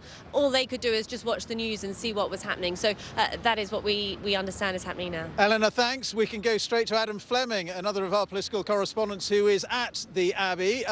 Just tell us what's going on there right now, Adam. Yeah, so Ben, after several hours of members of Parliament, members of the House of Lords and their staff being locked down in Westminster Abbey, being provided with tea and coffee, but also giving witness statements to the police, people are starting to emerge from the building after being in there for several hours. I just saw Dominic Grieve, the former Attorney General, who said that the atmosphere was very pleasant in there. People were very calm. Barry Gardiner, a member of the Shadow Cabinet for Labour, he said that he was very impressed with the police operation and the smoothness with which people were evacuated from Westminster. Lord Pearson, do you want to give us a quick word on that? Lord Ouseley, do you want to come and have a quick word with us on the news channel? No? OK. I think MPs and peers just trying to actually get home. They've been in there for a couple of hours and they've been let out slowly in groups and screened by the police before they were allowed out. And a just whole cross-section of people. And here's Chris Bryant, the Labour MP. Chris, you're live on BBC News. Am I? What's it been like in the Abbey for the last couple of hours? You've been there since before 5 o'clock. It feels like a very long time.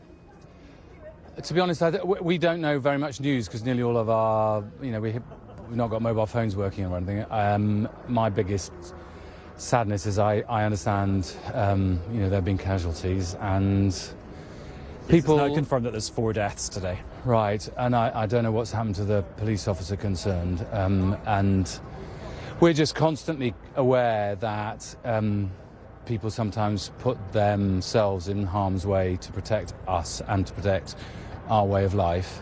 I mean, the British way of life. I hope Parliament will be able to be up and running tomorrow because we need to be able to show that nothing stops British democracy, nothing gets in the way of British democracy. Well, you've obviously been in a bit of a media blackout because the Commons authorities have tweeted that Parliament will sit as normal tomorrow, which I imagine you're cool. Yeah, no, well, absolutely, you should be that. And obviously my heart goes out to the people who've lost people and who will be worried. We've all been getting lots of text messages and tweets and stuff saying, are you all right, all that kind of stuff. And I just want to pay tribute to all the security services who've done an amazing job today. We've all been getting maybe a little bit grumpy because we're thinking, is this really necessary? But, we have no idea what's been going on outside. And I don't know, have the people been released from within the chamber yet? I'm not sure. I think you guys are the first people to be allowed out from this kind of secure area. Right. Do you feel safe for your own life as a Member of Parliament after what's happened today?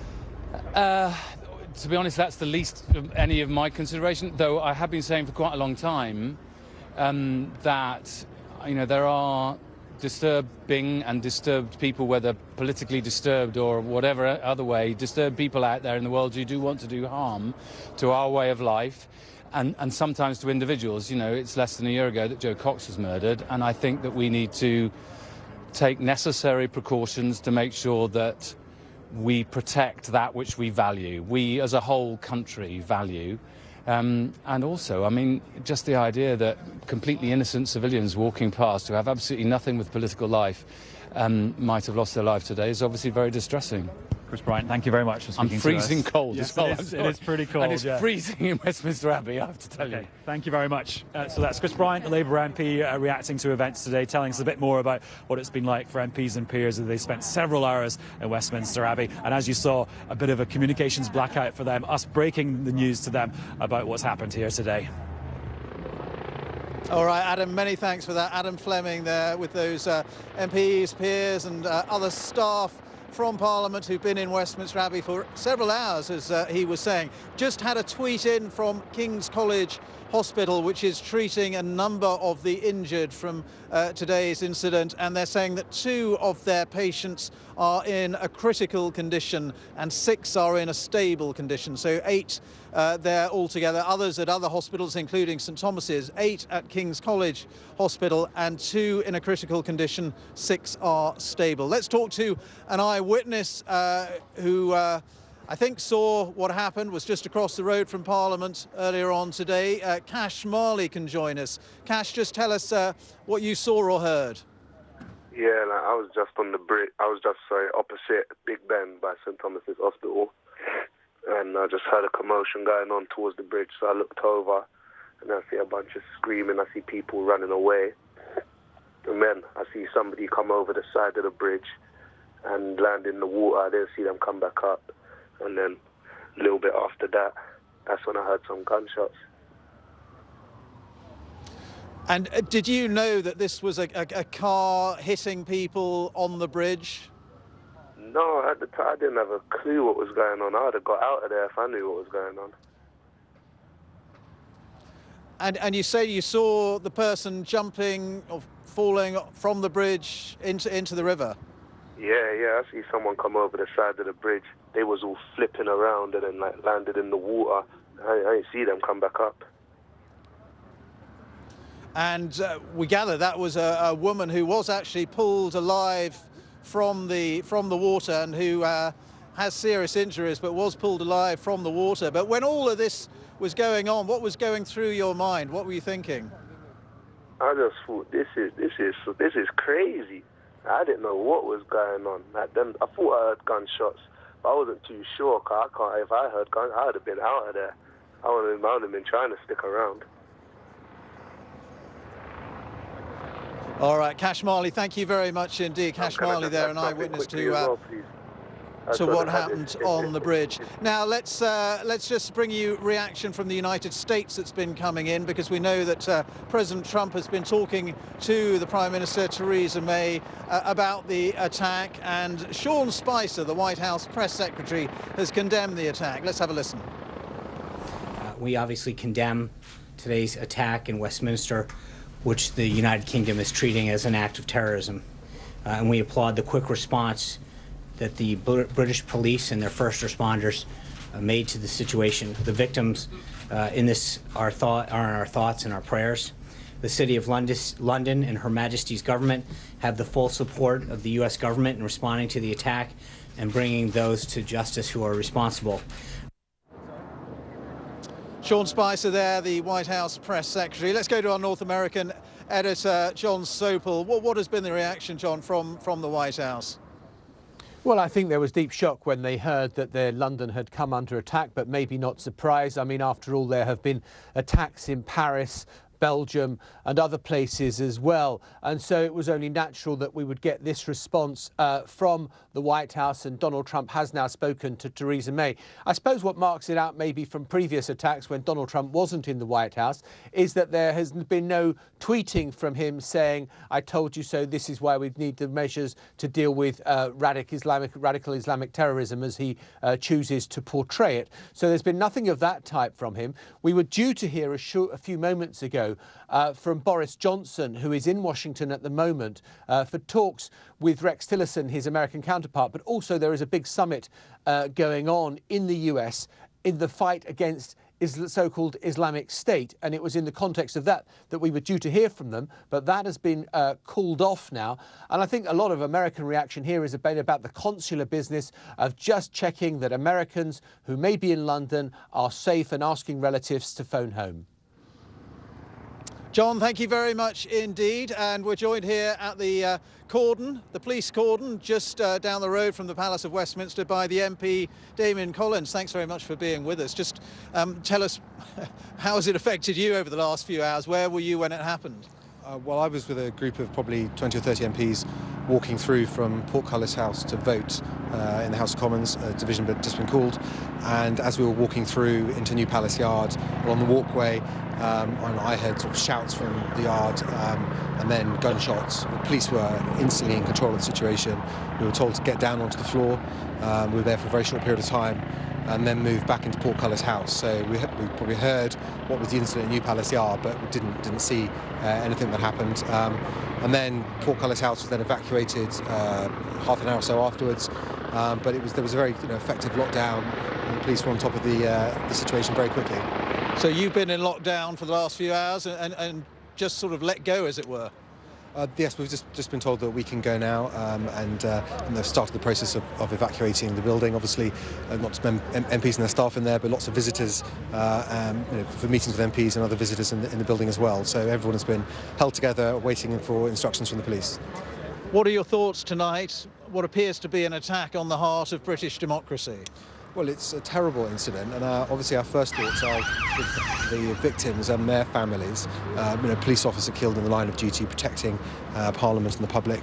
And that time of day in Westminster Bridge, you've got a lot of tourists, a lot of international visitors, people just going about their business. And what's happened today is a terrible tragedy.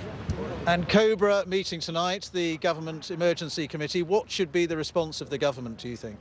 Well, I mean, I think we obviously need to understand fully what happened today, why it happened, who was involved in it.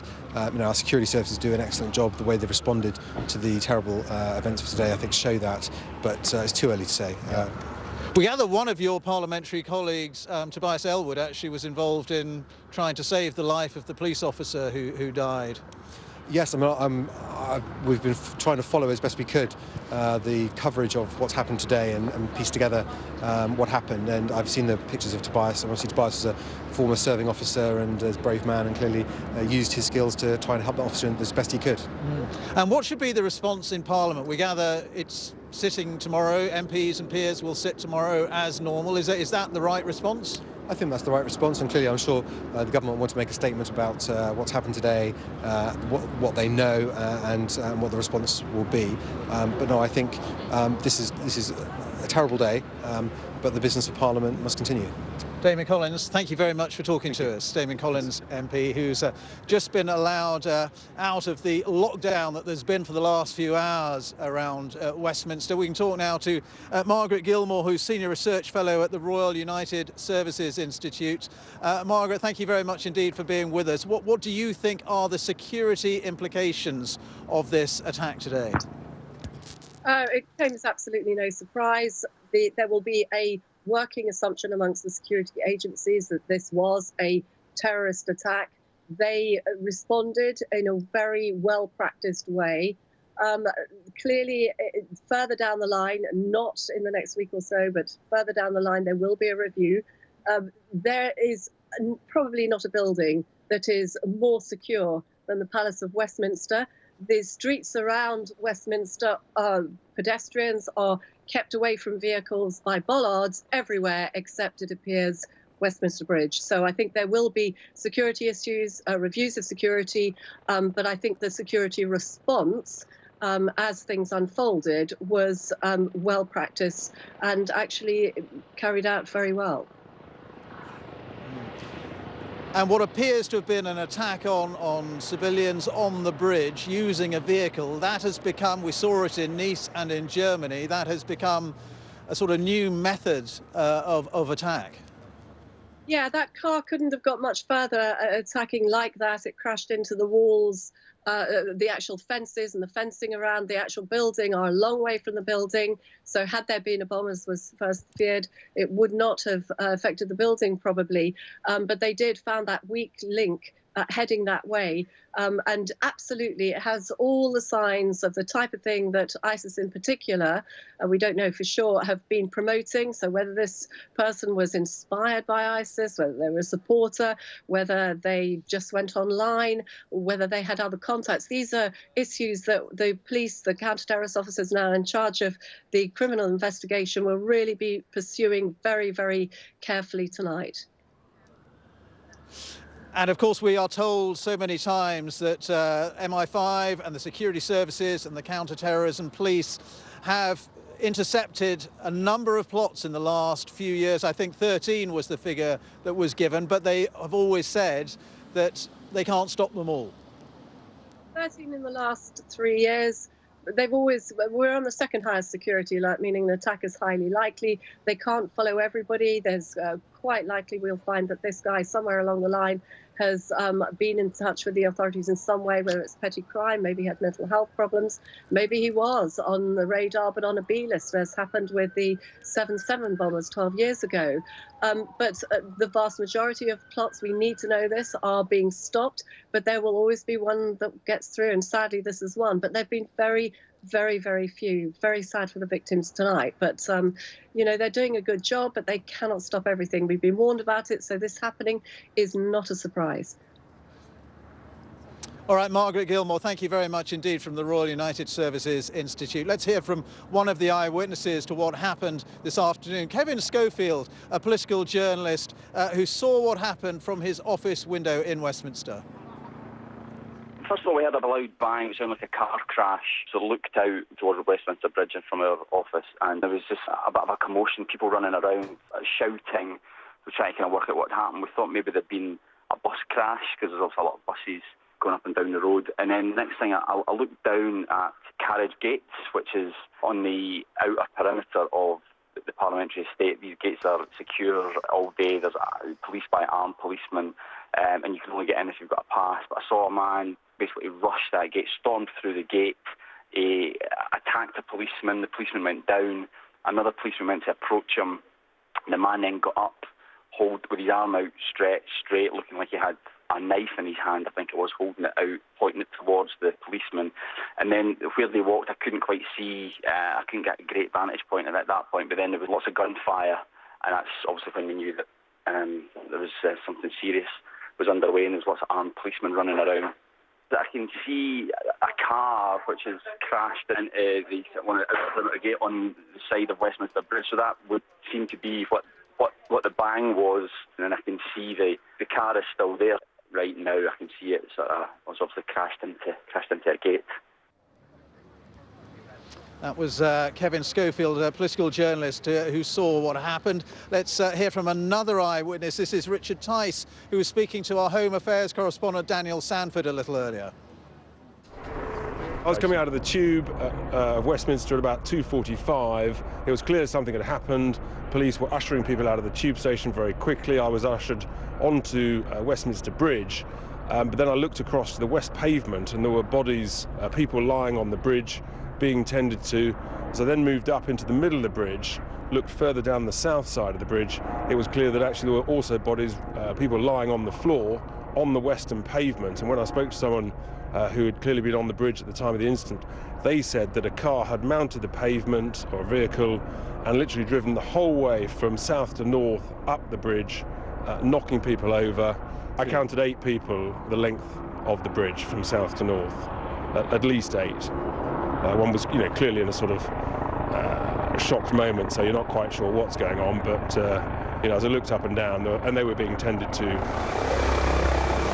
And as I was standing there, a Red Air ambulance came over, landed in Parliament Square, and then incredible number of security personnel, both obviously from the ambulance service, paramedics, but also suddenly plainclothes people in with masks on, with machine guns. So, the quantity of armed personnel arriving was very significant very quickly. And then as I looked, there were vehicles arriving from the embankment, both police vehicles, vehicles with lights on, and then a grey van with a number of security personnel. So in a sense, reassuring to know that there are so many armed security personnel looking after our safety so quickly after what was clearly a pretty dramatic event.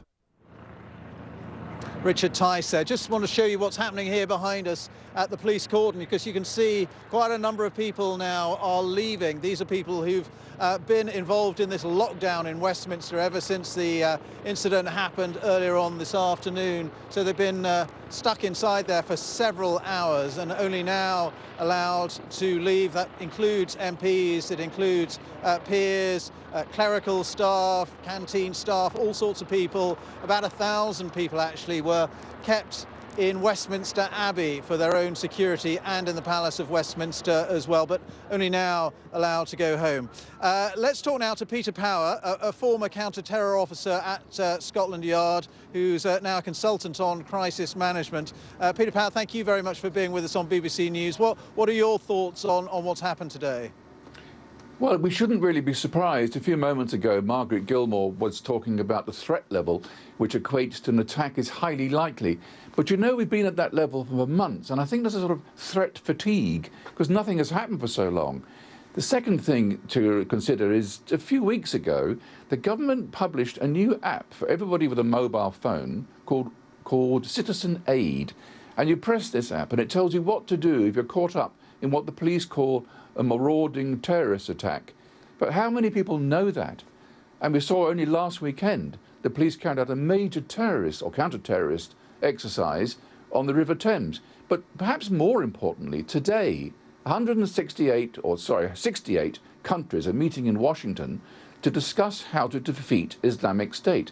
So take these things together, and we really shouldn't be surprised. And when Mark Rowley, the senior police officer, stood outside of Scotland Yard, and he said, and I quote, "This is a day that we've prepared for He's absolutely right.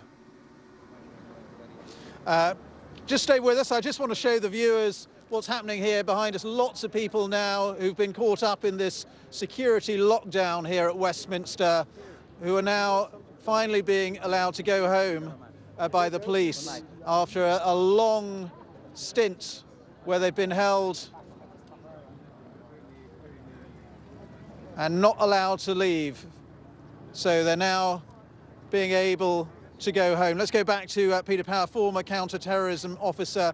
And of course, we've heard quite often that a number of plots in the last 3 years, I think 13, have been foiled, intercepted by the police and MI5, but obviously they can't stop them all. No, they can't. And let's remember the sort of radar screen applied by MI6 and MI5 and the police and so on.